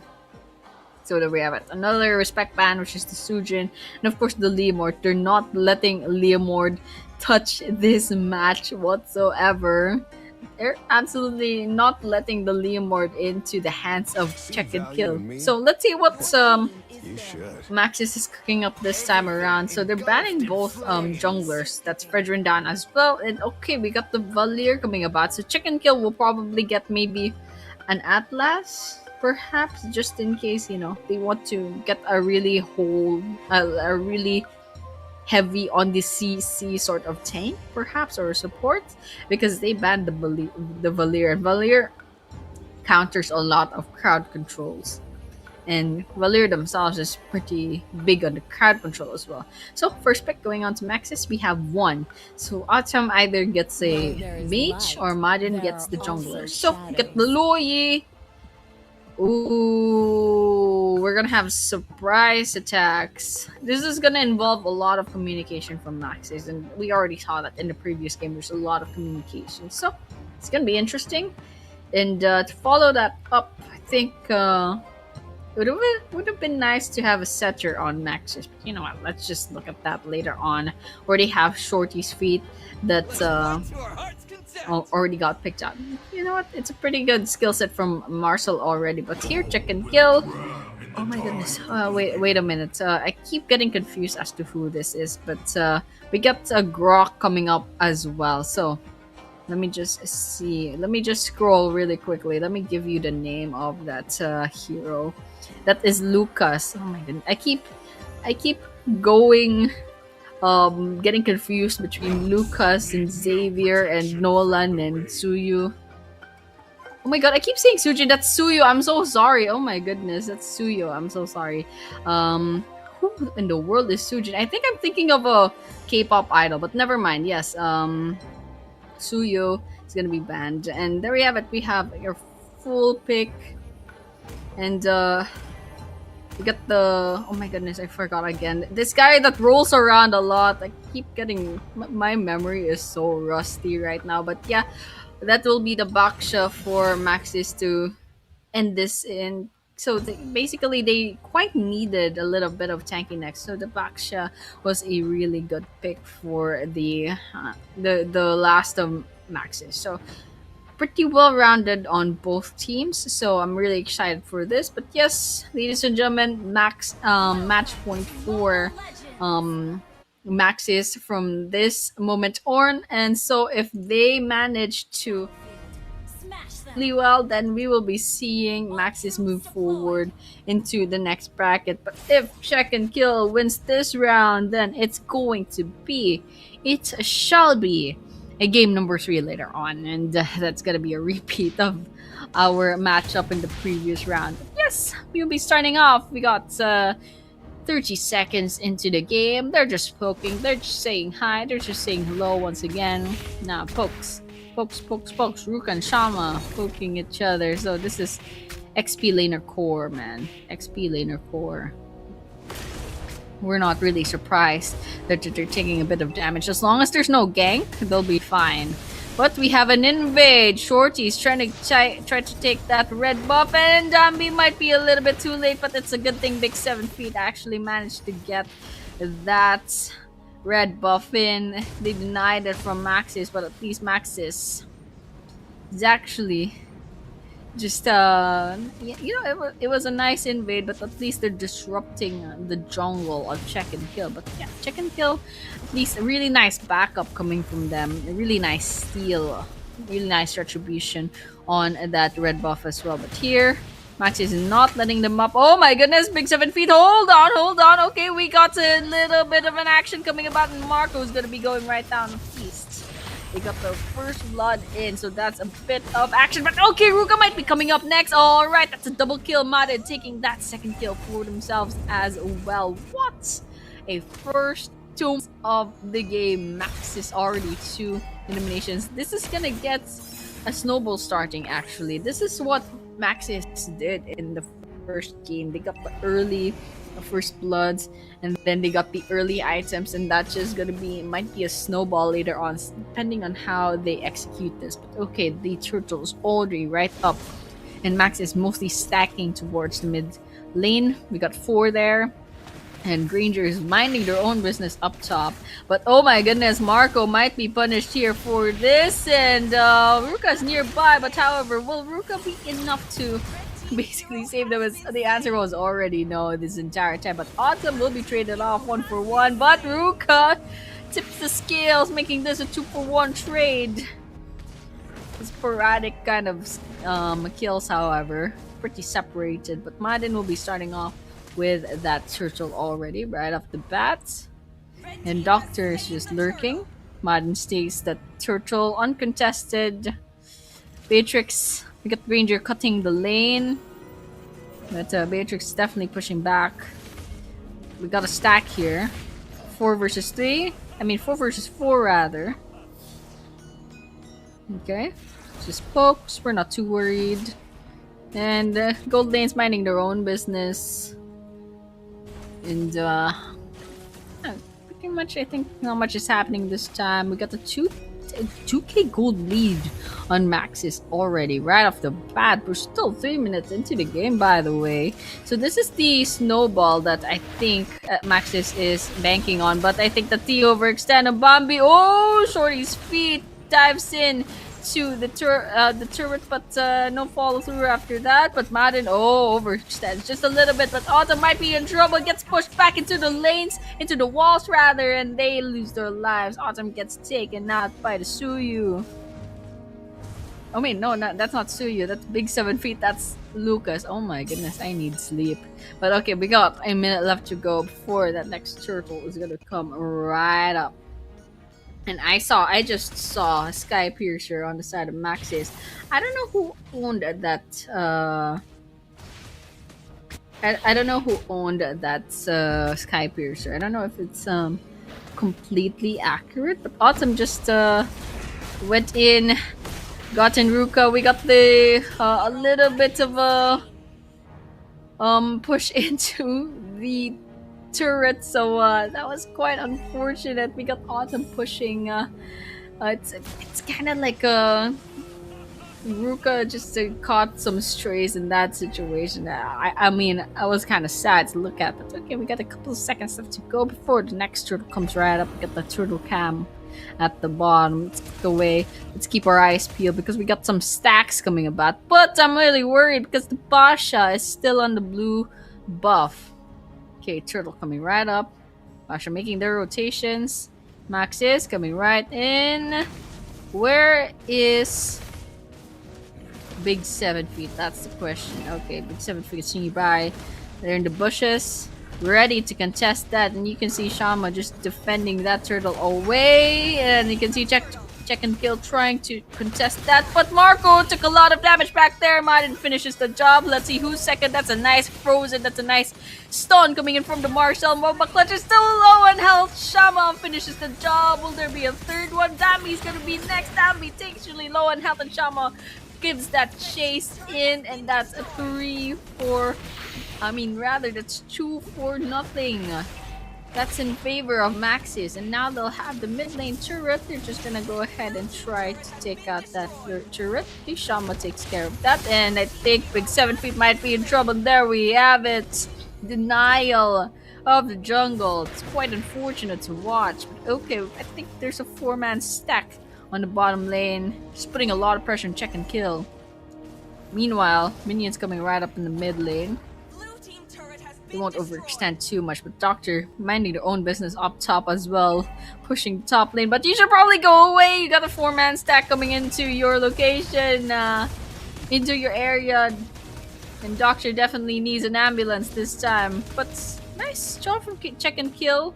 He actually, what do you call this? Like the MLBB version of a trigger discipline. They didn't overextend from that, even though they had the advantage. I think it's because they have the lack of information. They probably thought that Granger had some sort of backup, but that wasn't the case. I think it's a good thing that it didn't.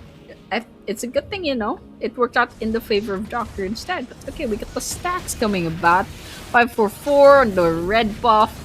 in the jungle, and we got a really nice set coming in from the Grok butt. So we got Marcel following up with the stuns, and slowly but surely Maxis is going to go down. Finally, Bomba Clutch finds their double kill, mega kill, however. 2 down inside of Chicken Kill. It's a 2-4-2 trade. Will there be a third? Will there be a third? That's a question, it looks like. Everyone will be backing away real quick. Hold on, Bomba Clutch is low on health. You can see Marco and Ruka basically defending their carry. So that's a really nice teamwork coming in from Check and Kill. Nice defense. But okay, we got, speaking of defense, we're defending that turret in the mid lane, which is gonna go down. And then that shield's gonna be repelling that minion real quickly. It looks like we didn't need the shield after all.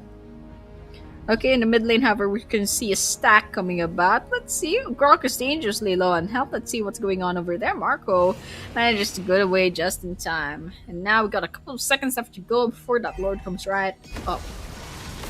Now, let's look at where Martin is. Because Maxis has the map control as of this moment. So just judging from the minions, it's absolute map control on Maxis at this moment. And you can see Check and Kill, they're just trying to clear out the areas and try to get a little bit more control from this situation. Lord coming right up, 5-man stack. They could take Paquito actually, but they don't wanna get picked off too much, and they have to watch out for the Lui as well, just in case they get some surprises. And so that's why Check and Kill is mostly on their toes actually. It's because of the Lui. There's a lot of like mind games happening in this situation. But okay, we got Maxis clearing out the waves. And we got Grok trying to defend up against the minions. They're just cleaning that out. But okay, Jama's trying to jump in, but that's just Marco. That's a tank that we're talking about. Check and Kill has all their shields first. They're gonna be bouncing back. I don't know if the Lord, however, will do much damage in this situation. But okay, 5-man stack mid lane, and the Lord comes in. Hits that turret a bit, but the Lord took a lot of damage at that situation. Meanwhile, Maxis, they're looking at the bottom turret. Alright, they managed to get away Beatrix's skills back there. Okay, they're looking at the top lane, the mid lane once again. Check and Kill, they're not overextending too much. They're mostly looking at the minions. But okay, nice set coming in from the Grok. There's one down. It's a shutdown up against Martin, and I think Big 7 might be traded off as well. Jungler for jungler. Will there be a third? Will there be another casualty in this situation? Dr. Right low on health, but Ruka will be backing away. They won't be overextending once again. There's a lot of discipline. There's so much discipline from Check and Kill here. Although they could possibly benefit from a little bit more of risk taking, but their survivability is quite nice.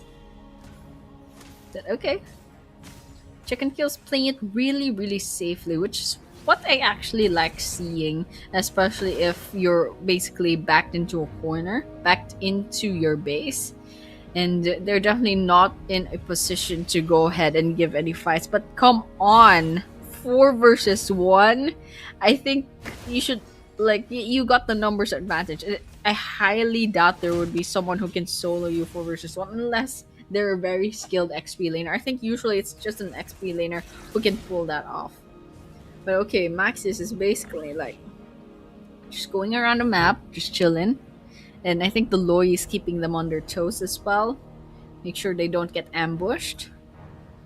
They don't want to get picked off. And so Check and Kill, they're just checking the lanes. Defending, pushing back the minions. Half a minute left to go before the next Lord.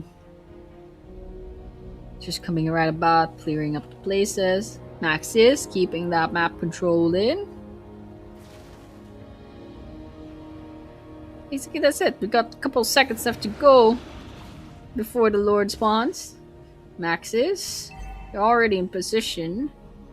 Baksha is gonna be jumping right in, and actually that's not the case. It's Doctor who'd be poking that in. They try to activate the animation for Lord. It looks like Check and Kill. They won't be contesting. They're not interested in that Lord. So it's gonna be going uncontested towards Maxis, just like that.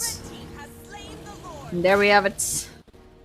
Lord goes down, and Check and Kill, they're still clearing the minions. trying to farm, waiting for those minions to come to them instead. And that Lord should be spawning. I'm not quite sure where it will spawn. Okay, it's gonna go to the mid lane then. Because the mid lane turret has the least health. Okay. I'm seeing the Ice Wand going to Zombie on the side of checking kills, so slowly they're building their itemization as well. 32k gold for check and kill. However, there's 41 already on Maxis, so there's a huge disparity in terms of gold. Alright, that's mid lane turret's already done for. You can start off with the invade of the base. Okay, nice set coming in from Marco. However, there's no follow through just yet. You can see check and kill being pushed back into their base, and that's a nice stun coming in from Marcel. Big 7 feet is gonna be going down first, but Shama's almost down, and Bomoko actually getting that kill for himself. Zombie falling right up. There's 3 casualties and check and kill, and we can still see 3 people up on Maxis, but Mod is gonna be falling right down. That's a triple kill for Bubba Clutch, but a shutdown for Doctor. That's also a triple kill. Oh my goodness, that's a maniac and the wipeout, and this is it. That was it. Ladies and gentlemen, Maxis 2-0 sweep on this matchup up against Check and Kill. And congratulations to Maxis to moving forward to our very next leg of the tournament. And so that will be it. That was a clean victory through and through for both games. Nice snowball on both times. So actually their strategy is pretty clear actually, and get those early game kills, snowball, keep that map control on yourself, and they had this in the bag. Maxis had this in the bag. I think the problem here is they're playing it too safe even if they had a clear advantage. So could have had taken a little bit more risks, even just like it's not even a big risk, maybe like a like even if there was like a 20% chance things could go wrong, still CNK didn't do anything about it, which is what like I was hoping, they weren't like I don't know. I just have something to say to check and kill. Like they could have taken more risk. I think if they rewatched the stream, they'd understand. So you know what? Hopefully we see check and kill later on in another tournament. But here we have the MVP of the game. That's gonna be Doctor. Doctor was basically minding their own business most of the time, getting items on the gold lane, clearing out waves, clearing out the turrets, and then they got the 5-0 to 6 on the KDA. And you can tell from the kill participation percent, actually, this guy was minding their own business most of the time. So they only joined in to the team fights in like the second half of the game. So that's basically like what the gold laner should be. It's what's expected of a gold laner otherwise. But Doctor, yes, they did get the Sky Piercer early on, so that stacks up quite nicely. But I believe up until the last few minutes of the game, Doctor only had like 1 kill for that. So the stacks didn't quite help. But the timing actually kind of the timing was fine and the timing was a bit okay. So otherwise nice itemization, just looking pretty standard items. There's a glowing wand that I see, just one glowing wand, not much ice dominance. Okay, ice dominion rather. I think I got the name wrong. But okay, we got the in-game heat map. Let's see what the Doctor's doing. So, usually confined towards the gold lane. This is the behavior of a gold laner. See? Trying to cut into the lanes sometimes and then poking at the river every once in a while. Turn around at the jungle ones. Okay, help out their team, clear out lanes. Hasn't touched the bottom lane this entire time, actually. That's actually quite surprising. This guy is just minding their own business mostly. So with that, see exactly. This guy did not touch the bottom lane. This guy was but this guy was confined to the gold lane or the mid lane, a little bit of the jungle. So that is for Doctor. Nice execution on that Granger and nice KDA as well. This is a current roadmap. We have Quiz VG and MVK NG. They'll be moving on to the next leg as we saw a while ago. They'll be going up against Bigani. And the next, Maxis versus Chicken Kill. Maxis does get the sweep in. forward. And our next match will be VABBL versus LF Esports, and whoever so wins that matchup will be going up against Maxis. Yes, and before that happens, before the next match happens, of course, we will be taking a short break as usual. So, guys, do not go anywhere. We'll be seeing you soon in a few minutes.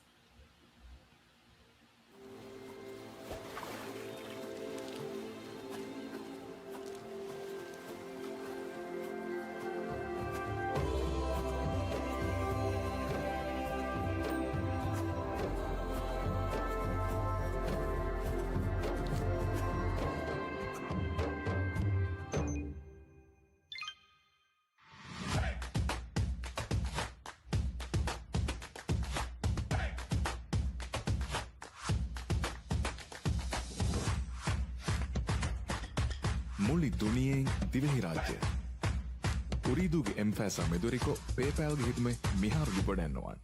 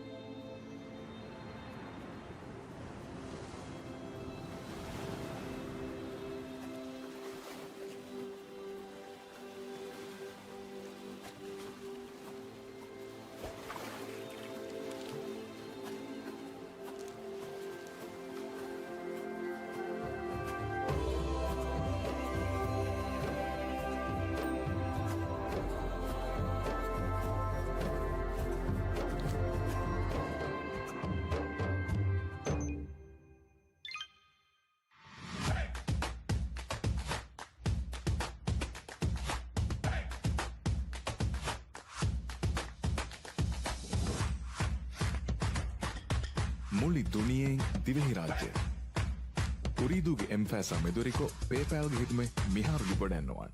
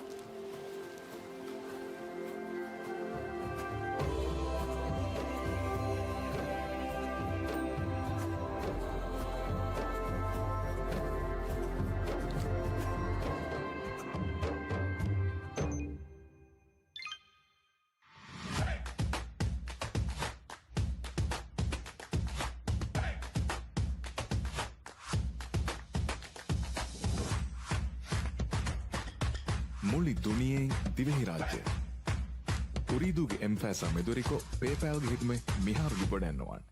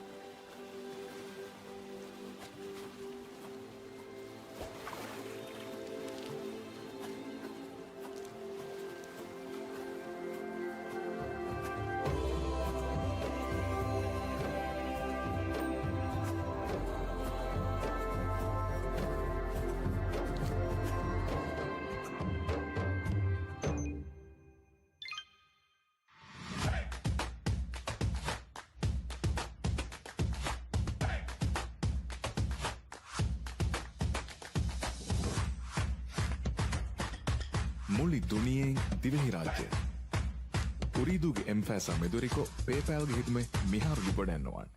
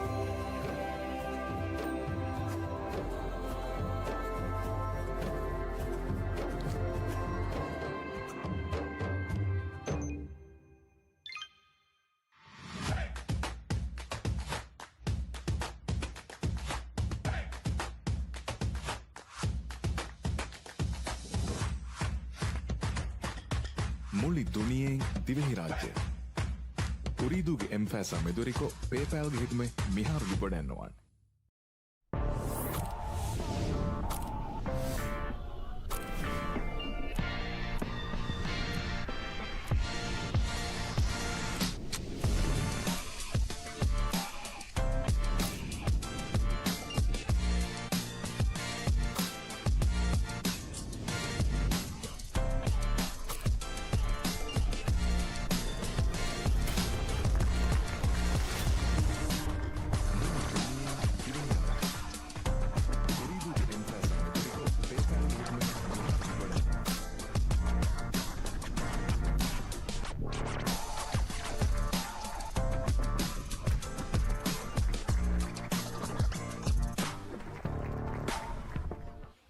And finally, we are gonna go to our very last match for tonight. And this is still Ooredoo Nation Gamers Not Esports Contender Series Season 3.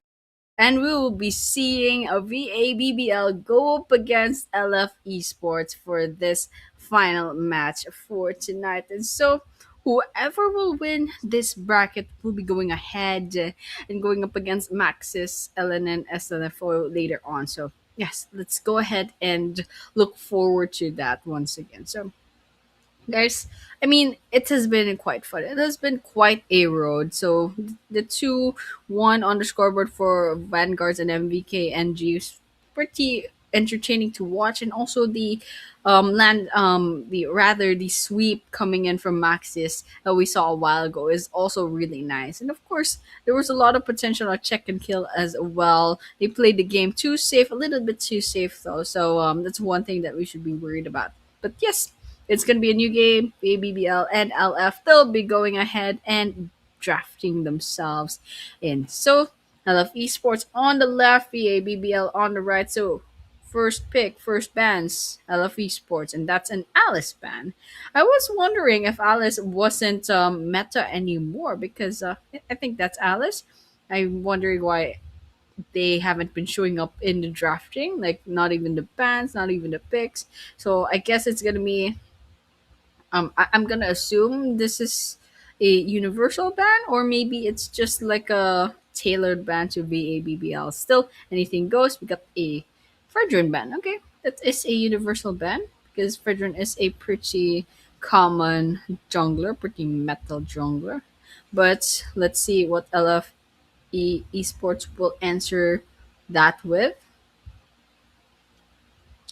Still anything goes. Still anything goes. We can go ahead and ban the Marcel, one of the universal bans, or then we can go for Ascension ban. It's pretty common in the Maldives scene, especially for the esports. Of course, some other regions as well. They do love the Ascension. Maybe the Granger ban as well. Possible, absolutely possible. Or I don't know, the Diggy bans, the Chip bans. Anything goes. Matilda, okay. Haven't seen Matilda so far. Okay, this is a really old lineup for LF for the bands and LF Esports. Matilda and the Alice band, that was like banned from like a season ago, but let's go ahead and respect that. Matilda pretty annoying, but I haven't seen Matilda used in a while. Alice, of course, yes, definitely was really strong, but has been overpowered by other mages after that. I mean, the Vexana, I think, and the Zushin are better picks for now, unless you put the Alice on the XP leads. But we got the Suyu ban from VABBL. Gonna be going off. Right out of the table, we got the Zushin ban. So lots of magical bans on LF Esports. VABBL, they got Suyu and Fredrin, so two junglers and one support, which is going to be Marcel. So let's go ahead and get to picking. Now, still anything goes. Let's expect maybe first pick will be a tank or support. Carbilla's still open if they want that. Atlas is also open if they want that. Okay, we got the Gourd. Got the Gourd. So really good pick, really strong pick, and at least they prioritized that with the first pick. So they were expecting that maybe the ABBL might steal it from them. So right off the bat, they'll take the Gourd for themselves. So coming up next, let's go ahead and watch what the ABBL will respond with. Still, anything could go here. And okay, we got the Yuzhong, okay, and then followed up with another pick.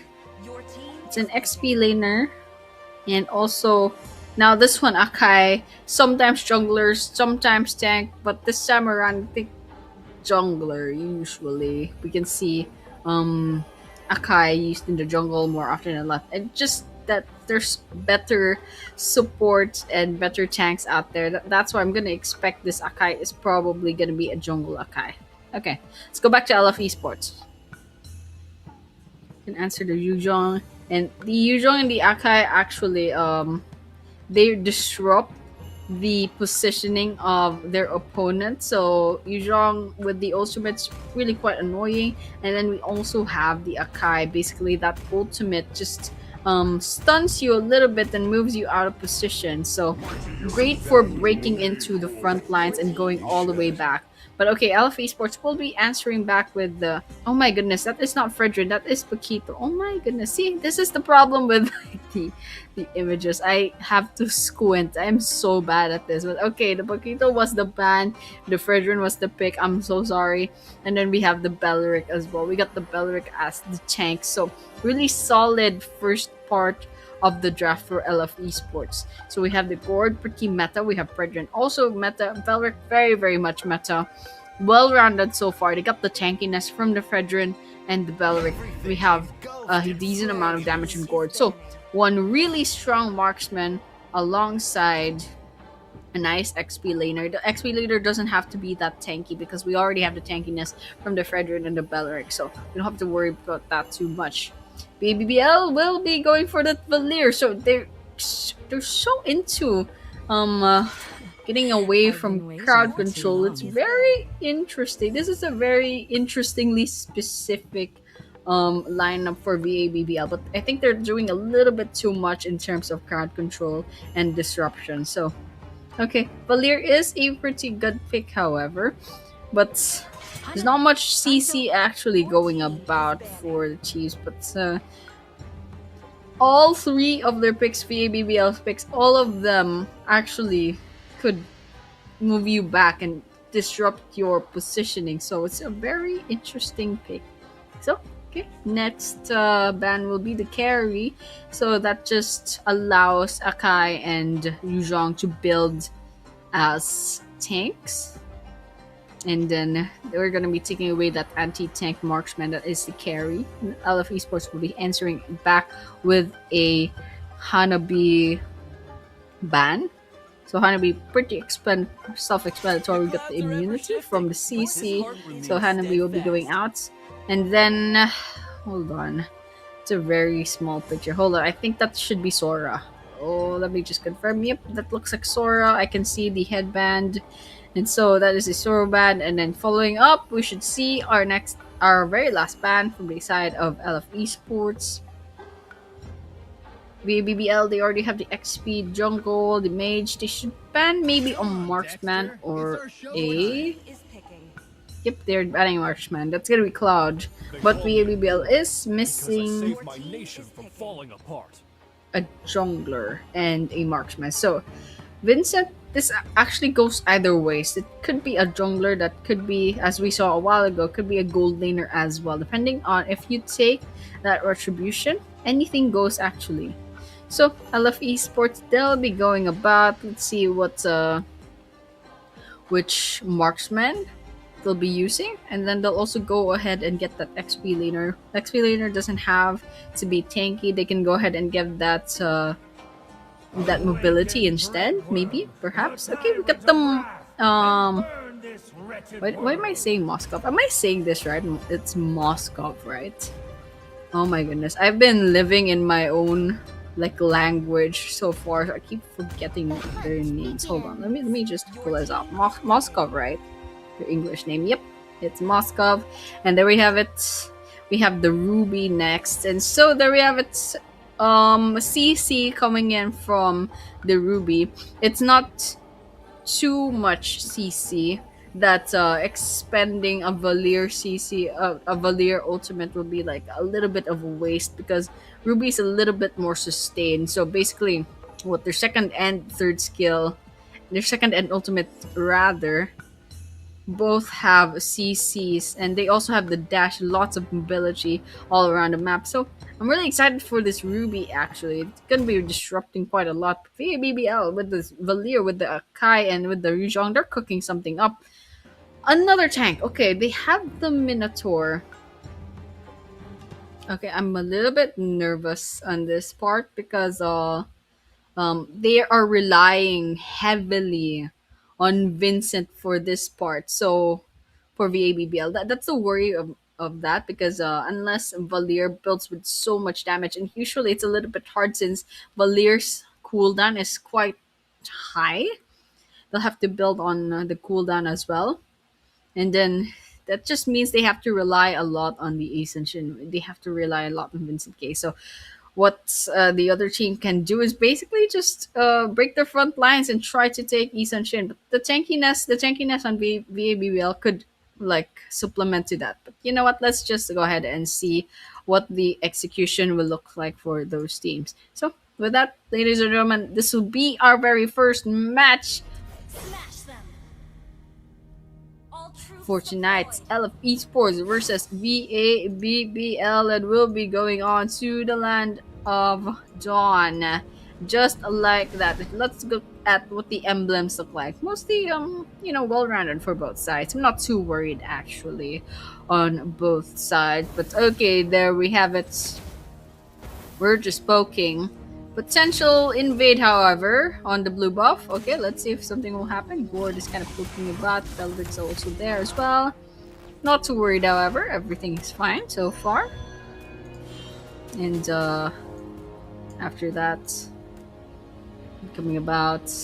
Yeah, actually, not much happening just yet. So, just looking at the lineup real quick. Once again, my worries is at Isan Shin being the bulk of the damage of VABBL. You could build Yuzhong for mostly damage, but you'd be sacrificing the sustain quite a lot. Now, I don't know if you can rely on the damage of the Akai past early game. Let's just see later on. Okay, we got the cooldown shoes for Ban for the Yuzhong, so definitely gonna be a bit more fighter more than tank for this Yuzhong. Okay, we have to start getting into position for the next turtle. You can see a 4-man stack going up for VABL.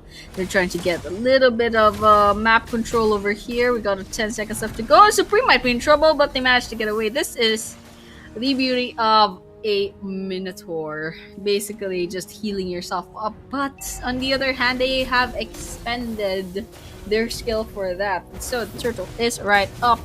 We're seeing pokes, and we're just watching out where the Fredrin is. Where is Yanyu? Yanyu is within the bushes, and then Akai is already in hand. We already have Jack Ripper nearby, and they're gonna be contesting this turtle. Look at how much damage is being done, but the question is, who is just faster in terms of taking that retribution? There we have it, the first blood, Vincent. Oh my goodness. And now I'm really nervous because Vincent's already down and they have to get as much gold as possible, but they did trade it off for Raphael. But still, I think we're still going. Just a bunch of chip damage both sides, and Jack Ripper, they will be getting that very first turtle for themselves. And there we go. So one turtle down. It's gonna be on the favor of VABBL. They have to protect Vincent as much as possible. They're banking on Vincent to carry them towards the end. And they have yet to see the CC coming in from that Valier. So with the ice one later on, perhaps the glowing one as well. I think we're seeing good potential for that Valier. So a lot of good timings will probably go a long way. Here, Raphael, they're watching out, trying to take that crab for themselves. Doesn't seem to be the case though. Now the Moskov, however, I'm really excited for the ultimate, especially the little surprise attacks that could happen. Okay, you can see the rotations going at the gold lane. They're positioning for that next turtle. Folks, coming about, not too worried though. You can see Ripa is staying at the bush, and it looks like we have a little bit of an invade happening. Oh, nice pin down under Shijuku, but they couldn't quite finish that off, and Sani is gonna be going down instead. And BBL could have been a 5-man stack, but however, they only got one from that situation. It's just gotta be Sani who will be taken out of the equation. Belric giving up their lives, so that's tank core, guys. That's the life of a tank. Better the tank rather than the carries or anyone else in that matter. So we got about 10 seconds left to go before that next turtle comes right up, and this is a 3-for-1 stack on Sani once again. And Sani, they're not sustaining very well. Okay, nice flash into safety. Just denying those points away. Okay, we got the red buff might be contested. Supreme's just poking about, and at least they have information that turtle's not going to be contested anytime soon. And in fact, VABBL gets the second turtle as well, while Yanyu was preoccupied with getting the red buff. But okay, nice stun, and Ripa is gonna be going right down. Nice damage coming in from Shijuku, but I think the stun is gonna come right up, and Ban is gonna be next.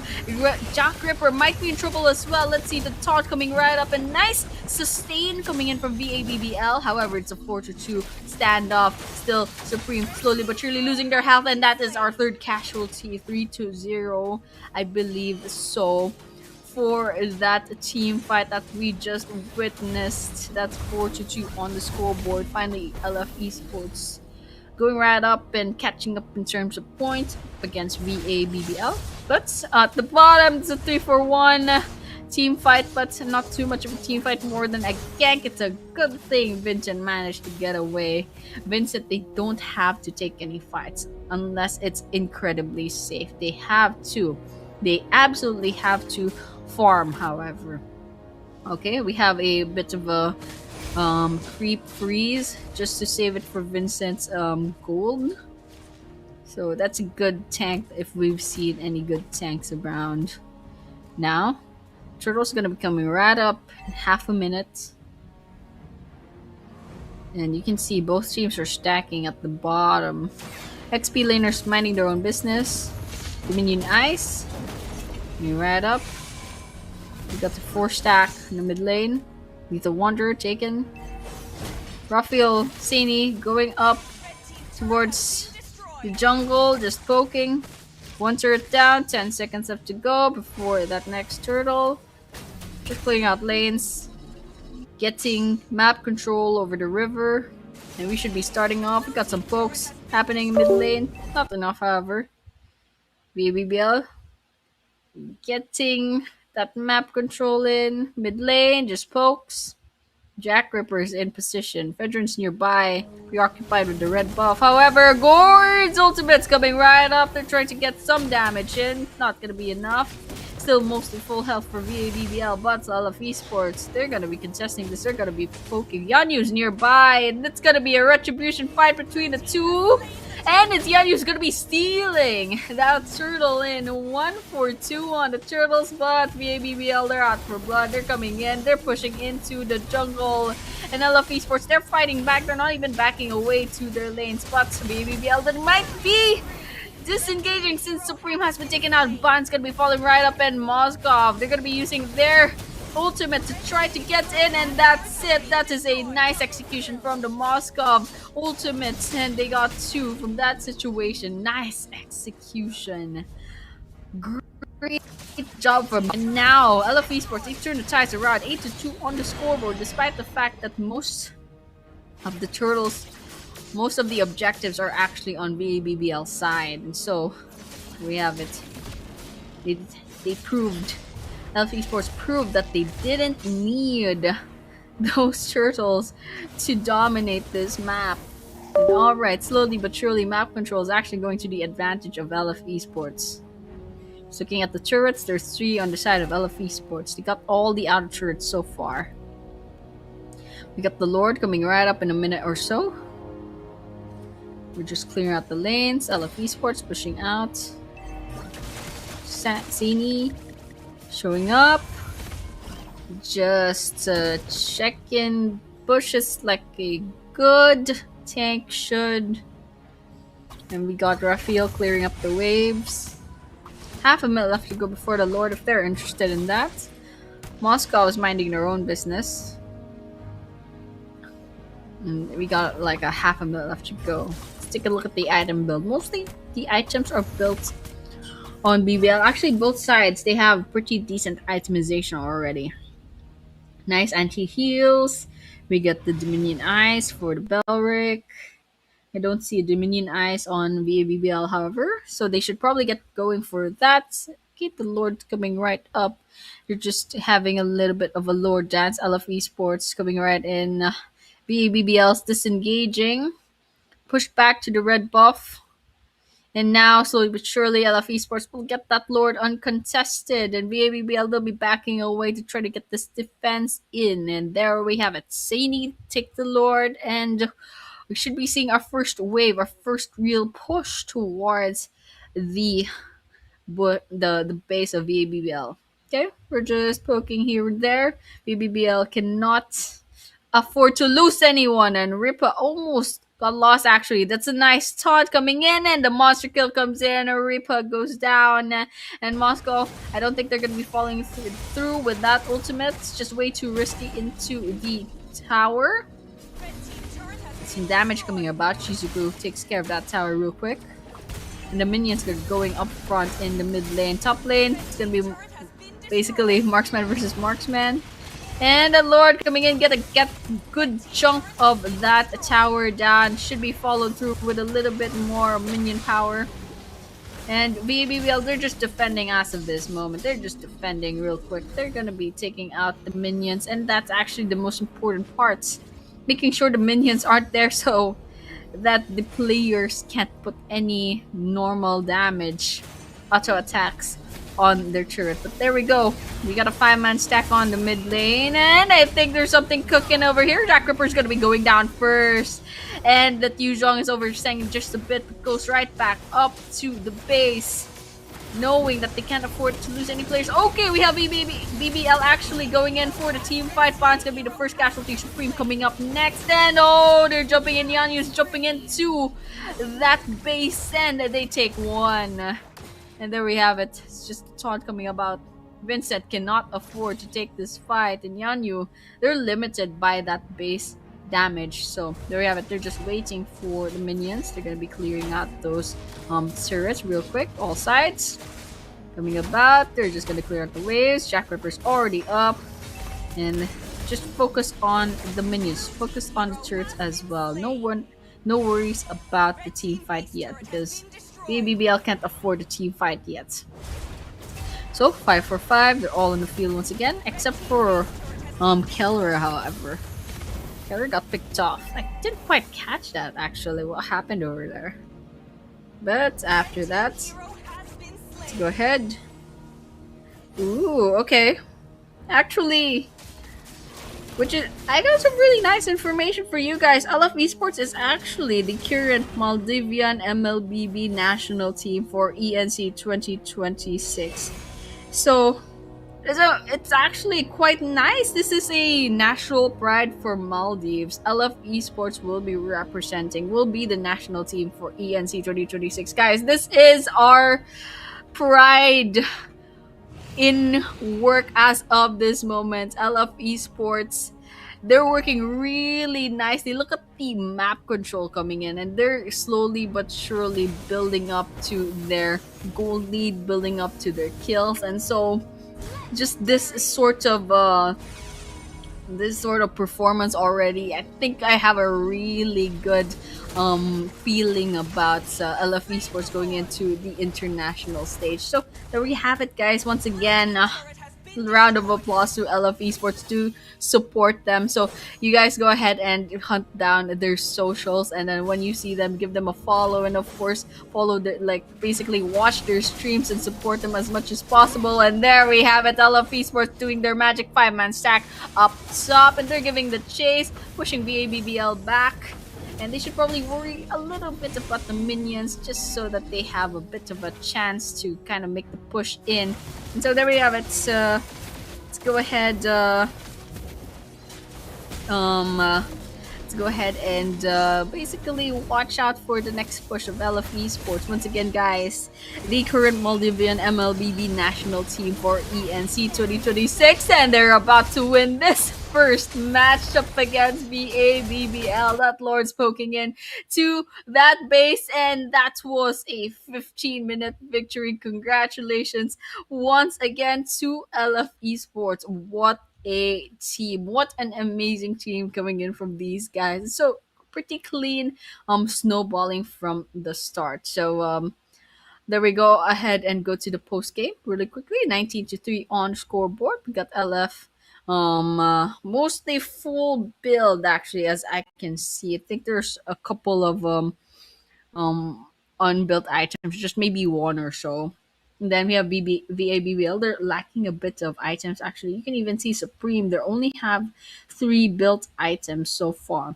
Vincent struggling just a bit. I can see 3 built items on this guy, despite the fact that they're pretty much in the gold lane most of the time. So it's a little bit worrying for VABBL. But yeah, good execution coming in from LF Esports. 14-minute game, and they have a 12K gold lead. So congratulations once again, ladies and gentlemen.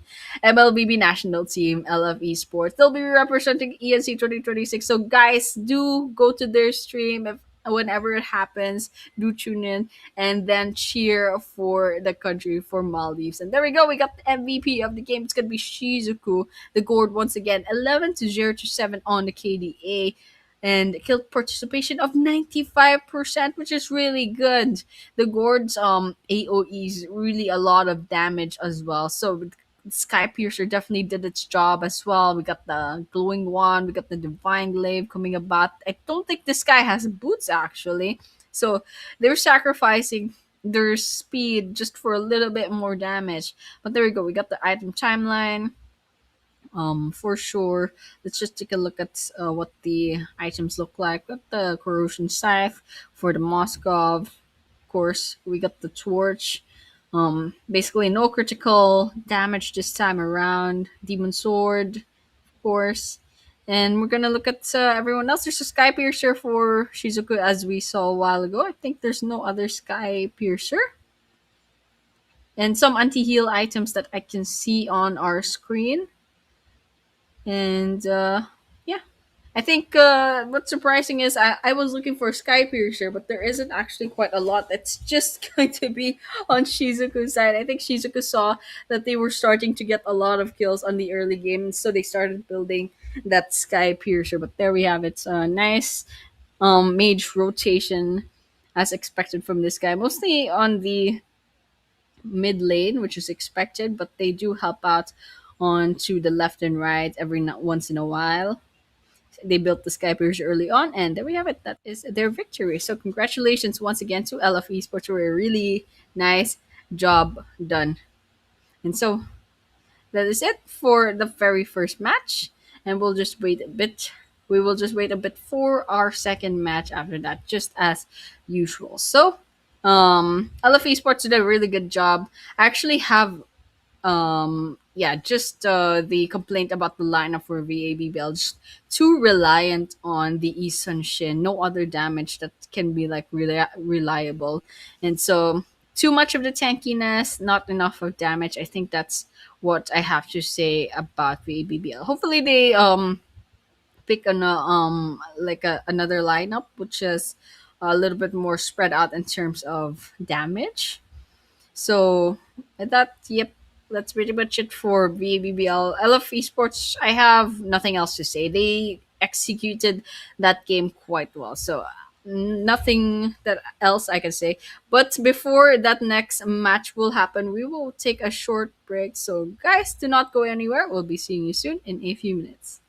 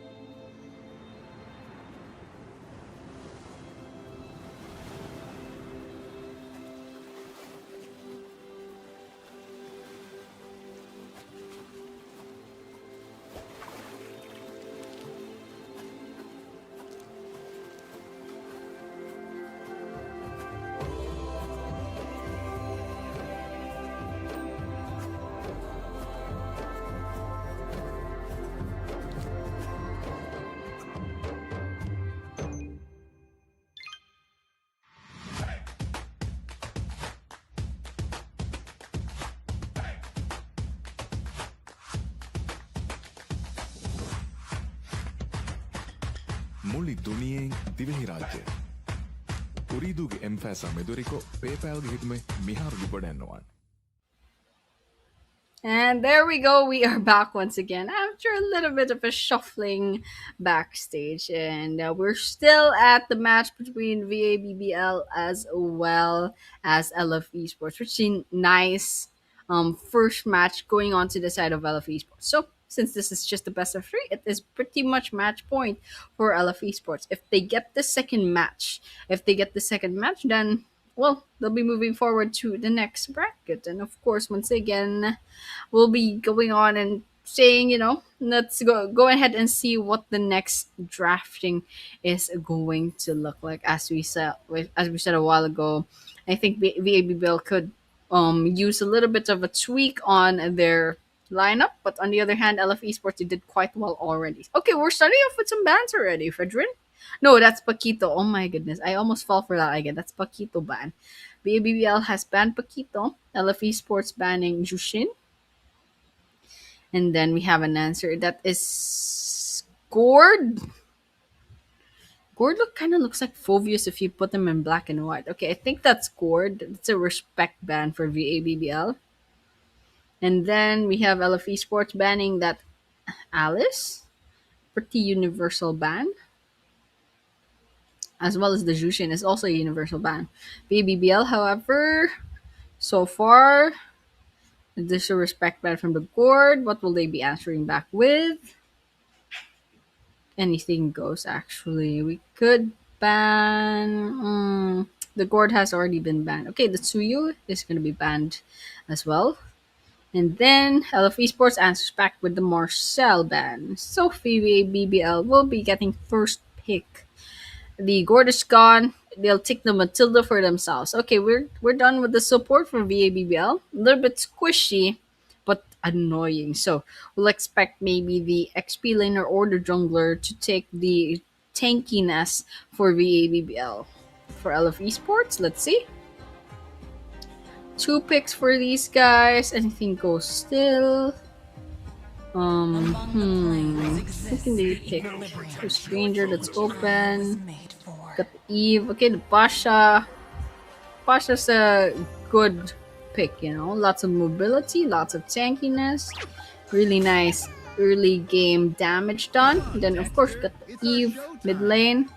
Oh, we got the Claude for Baby Bell. Okay, this one I'm excited. There's a lot of mobility so far. We got the Matilda and the Claude. Nice mobility. Basically, two very slippery heroes. If you pair this up with a Gushin, I'll really laugh because that's gonna be so annoying. The Gushin or a Ling, it's gonna be so annoying with all that mobility going about in BABBL. I'm sure they'll try to go for some tankiness this time.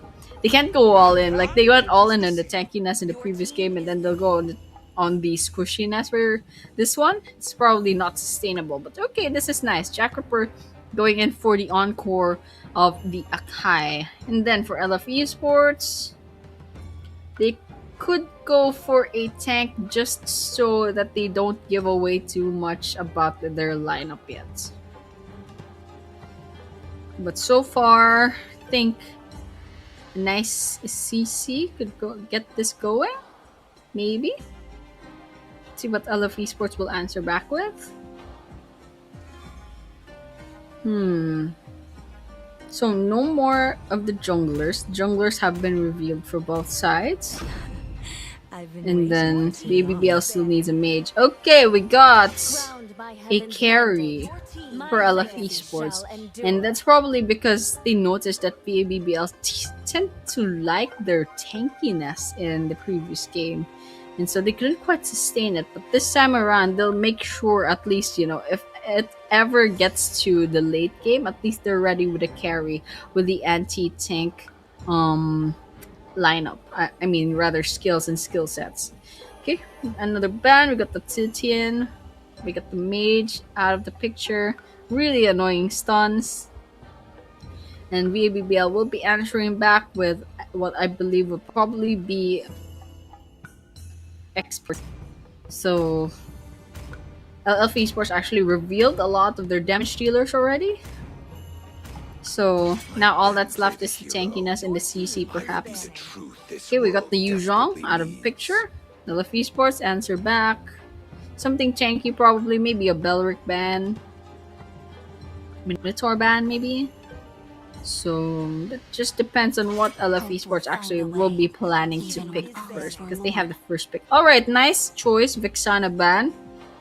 That's a lot of damage actually if ever they're gonna be going into the mid lane. BBBL will be answering back with maybe another XP. Okay, we got the Belric ban instead for them. So now, still a lot of open heroes for both teams actually. So I think for tankiness, let's go for LF Esports, something tanky, either an XP laner or a tank. Or maybe a support. Maybe a Carmilla would be fine actually as well. Anything goes for LF Esports. They could go for a Minotaur. I think would be a good choice. Okay, it's gonna be a Grok this time. So nice barriers from that wall. And also nice stun as well. So Grok is actually a pretty good choice for LF Esports. Just waiting on that execution. So they're cooking something up. They got the Pasha, they got the Grok. Is it Grok? I feel like I'm scamming myself. Yep, it's actually Grok. It's just spelled differently from, you know, the AI. I was just stunned just a little bit. I'm like, oh, it kind of sounds wrong now, but I remember that's called Grok. Okay, we got the Kimmy. Hold on, so hold on. Where's the Kimmy going? The Kimmy could go to the mid lane. Xborg going to the XP lane, if I'm not mistaken. Okay, Matilda support. Akai in the jungle because Jack Ripper's holding it. Vincent, of course, gold lane. Kimmy, I believe in the mid lane, and then Xborg, the XP. LF Esports pretty straightforward to carry the gold lane. Eve in the mid lane. Baksha, jungle, Grok.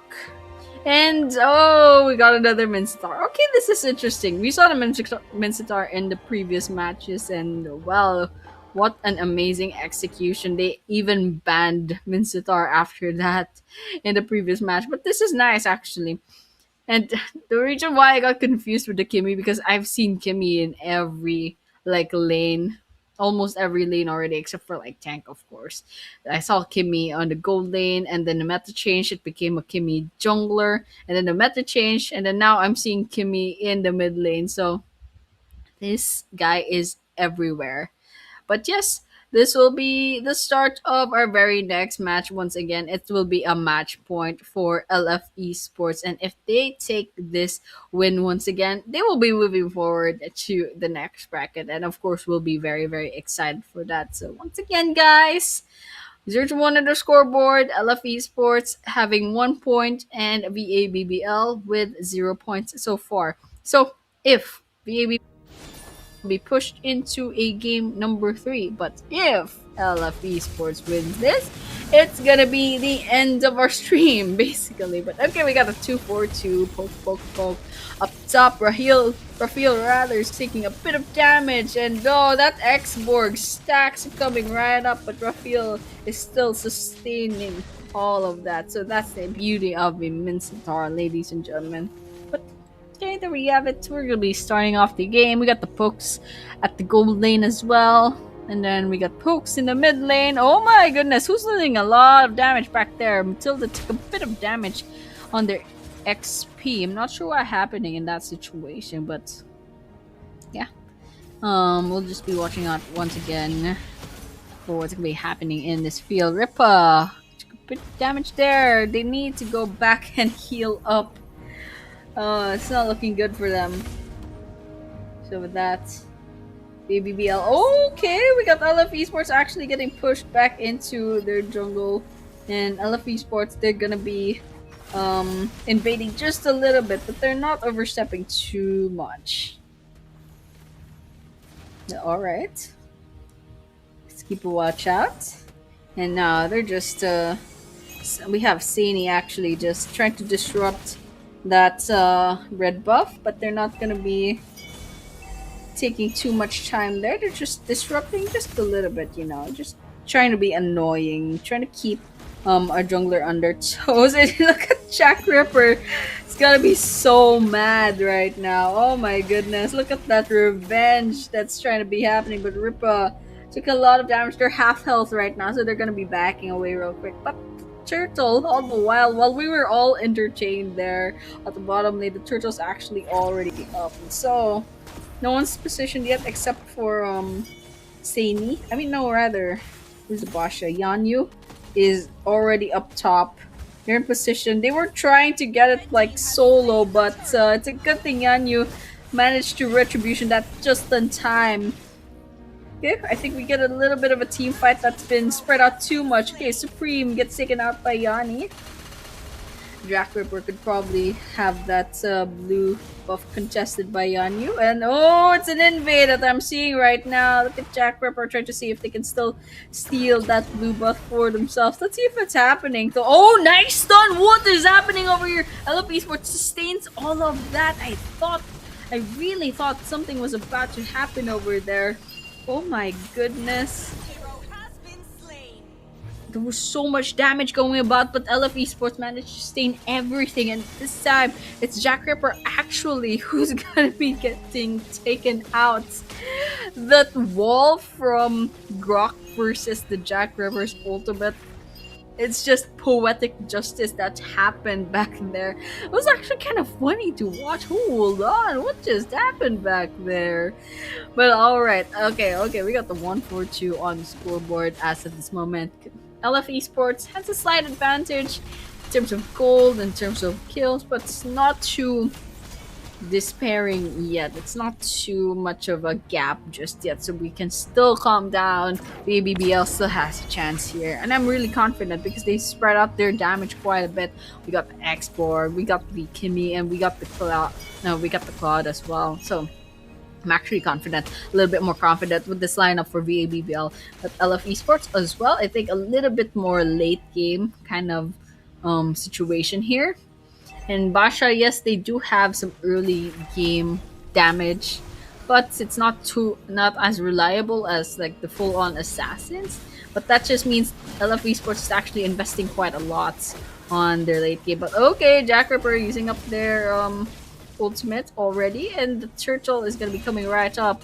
And this is a turtle dance. Both teams want a piece of this turtle, and now the question is, since both junglers are still up, it's actually Yanyu who's gonna be getting it. Oh, nice one from the Matilda coming right up. Nice stun coming in. LF Esports actually got stunned quite a bit, but still, it's gonna be a 3-for-1 trade. It's still BBL will be losing 4 players instead, and oh my goodness, that was almost a wipeout. It's a good thing Ripper actually managed to back away just in time, but you can't overstep. Oh, if Ripper got caught up by that wall, that guy was gonna be over. And now that tower's gonna go to the side of LF Esports now and contest on the blue buff. And it's a lot of disrupting from LF Esports. 2-6 so far on the scoreboard. I thought the Matilda could have stunned them. Actually, the stuns from the ABBL are so good, but the follow through just not enough damage yet. I was actually quite surprised. There's so much good stuns from the ABBL. I'm actually quite shocked, but still here there was a 4-for-1 stack up against the X-Borg back there. So that's a 2-for-0 trade, and Ripple might be next. Oh, that's a lot of damage. Oh my goodness, Rafael does not show any mercy whatsoever. That cutting of the lane, the 4 versus 1.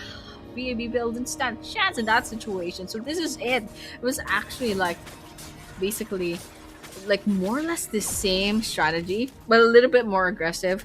Same strategy as Maxis from Lenion SLFO, as we saw a while ago. Basically overpower them in the early game with numbers. And then once they have the numbers advantage, they try to get as much as possible. They try to get like the snowball goal going, and that's exactly what LF Esports is riding as of this moment. They have a 5k gold lead, more than a 5k gold lead 6 minutes into the game, and that's gonna help put a lot of pressure on VABBL. But here we got the 3-man stack towards Vincent K, and Vincent K could not stand a chance whatsoever. But still, there's a trade-off. However, Raphael gets taken out, and we got 1 tower down on the bottom lane. Oh, nice stun coming about, but is it enough? It's the Grok stun enough, and still Supreme's gonna be going down right now. Ripper gonna be falling right up, and Jack Ripper will be the 3rd casualty in this situation. That's a 3-for-0 trade, and now the turtle is easily going to the side of LF Esports, uncontested whatsoever. Just like that, done and dusted. We got 2 minutes left to go before the next lord's gonna be coming right up. That Claude better watch their back. Look at that 3-man stack on the red buff. And they won't be worrying about that too much. Okay, dragons should watch out. It's a 4-man stack. Oh my goodness, but it's a good thing they managed to get away just in time with the mobility of the X-Borg. Blue buff might be in trouble here. I don't know who got that. I can't quite see it from all of this animation that I'm seeing. Okay, Raphael got pushed back, and still Supreme will be taken out nonetheless. Raphael showing absolutely no mercy whatsoever. I feel like Mincetar should be in universal ban as of, like, as I can see, like right now. Okay, so a bit of a stun. I think that's mid lane turret's gonna be in trouble. Saini's making sure that BBL can't make their entry. Okay, pushing back the minions. So much pressure coming in from LF Esports. They're not giving BBL any chance to breathe. Vincent K expands their ultimate, and Saini uses their ultimate as well. Jack Ripper might be done for. We got the X-Borg using their ultimate. They're out of the armor as of this moment. Dangerously low and health manages to get away just in time with the mobility. No casualties except for Raphael. LFE Sports just now. Jack Ripper got traded off at that situation.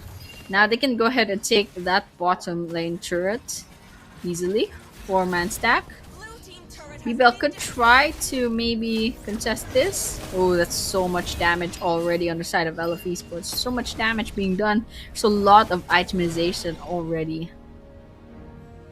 But okay, nice map control so far on the side of LFE Sports. That Lord just spawned just now. So there could be a chance that LFE Sports might be going for that Lord, but BBL is very much in the position to go ahead and try to contest that. As long as you keep Jack Ripper alive, there's always a chance for a contest. But here we have, okay, we got the turret, top lane, going right about. It's good. It's gonna go down easily. Yanyu takes that Lord for themselves. We're just gonna clear out the lanes real quick. I'm really nice. It's really nice to watch. You know, I love esports. Will be representing Maldives in the ENC 2026. It's gonna be the Maldivian national team for MLBB, and so far, right now, they're doing so well. They're giving us such a performance. So I'm really confident for these guys.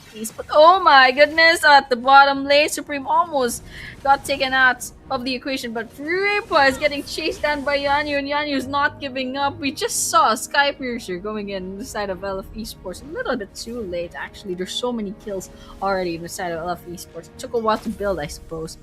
Alright, we got the Lord marching into the mid lane. That's a nice chunk coming in from the mid lane turret. And so we can see LFE Sports will be trying to make their entry on this team fight. And there's some pokes here and there. And Vincent's going to be losing their lives. But who will be next? That's the question, because Supreme tries to dive in. But unfortunately, they got taken out of the equation just like that. And I think that phase is about to go down slowly but surely. LF Esports, what? Hold on. They are going for kills first. They're like, hold on. Let me just get some kills. Let me just wipe them out. Even though they had the base in hand already, they still wanted the glory, ladies and gentlemen. That has been LF Esports. What a clean victory coming in from these guys. 6-21 on the scoreboard. An 11-minute game done and dusted just like that. And so BABBL, they improved in terms of lineup, but LFE Sports, they still used the same snowballing strategy that we saw in the first game, and so that just gave out a really nice that just came out with a really nice 11-minute clean game coming from them. They had the advantage. LF Esports had the advantage from the start, and now they just pushed through all the way. And then basically, this is a sweep. This is a really nice sweep coming in, and they will be moving forward to the next leg of the tournament. And our MVP is actually going to be Shizuku once again, I believe. It's gonna be the Eve. There's a 3-0 and to the 16 on the KDA and kill participation of 90%.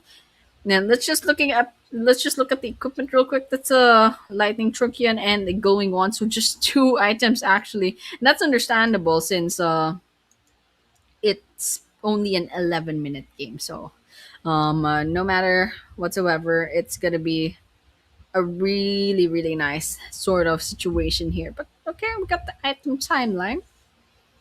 Let's look at it real quick. I think Shizuku built a Piercer. I did not see a Sky Piercer in the MVP screen. I don't know what happened there. Okay, you know what? I'm not gonna overthink that too much. Maybe my eyes deceived me. I'm not sure. I'm gonna look at the stream later on.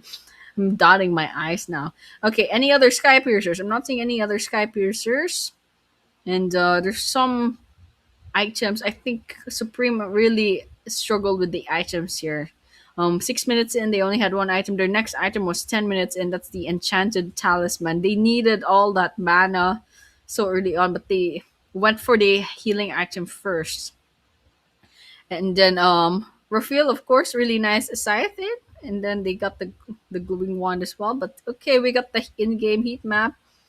So, this is our MVP going all around the map. Okay, um we got the river coming about. Mostly, actually, this guy just went everywhere. Mostly, focused towards the lower half of the map, going into enemy territory mostly, and you can see that they barely touch their own jungle. So you know what? This is actually mostly typical mage rotations. So yes, congratulations once again to this guy, to Shizuku. 16 assists, by the way. So they were like mostly there for most of the kills that happened. And there we have it. We have the current roadmap. LF Esports moves forward. They'll be going against SLFO Maxis in the next bracketing. So let's look forward to that, because so far Maxis and LF Esports have been doing so well. But what happens? The question is, what happens when you pit two amazing teams up against each other? And that's something that we'll be looking forward to in the next few days of this esports contender series season 3 for MLBB. We've gone through so many matches already. I think we are done with 2 days, and within those 2 days we've done 6 matchups, 12 different teams going up against each other. And so for tonight, however, for tonight, we are done and dusted. We are done with this stream, and we will be ending this. So guys, same time tomorrow, around the same time tomorrow, we'll be seeing a next chunk of matches, as well as a little bit of the next bracketing as well. So for now, thank you so much for supporting once again Ooredoo Nation Gamersland Esports Contender Series. Do keep watch out on our socials for any announcements. But for tonight, we'll be saying goodbye. So now, good night.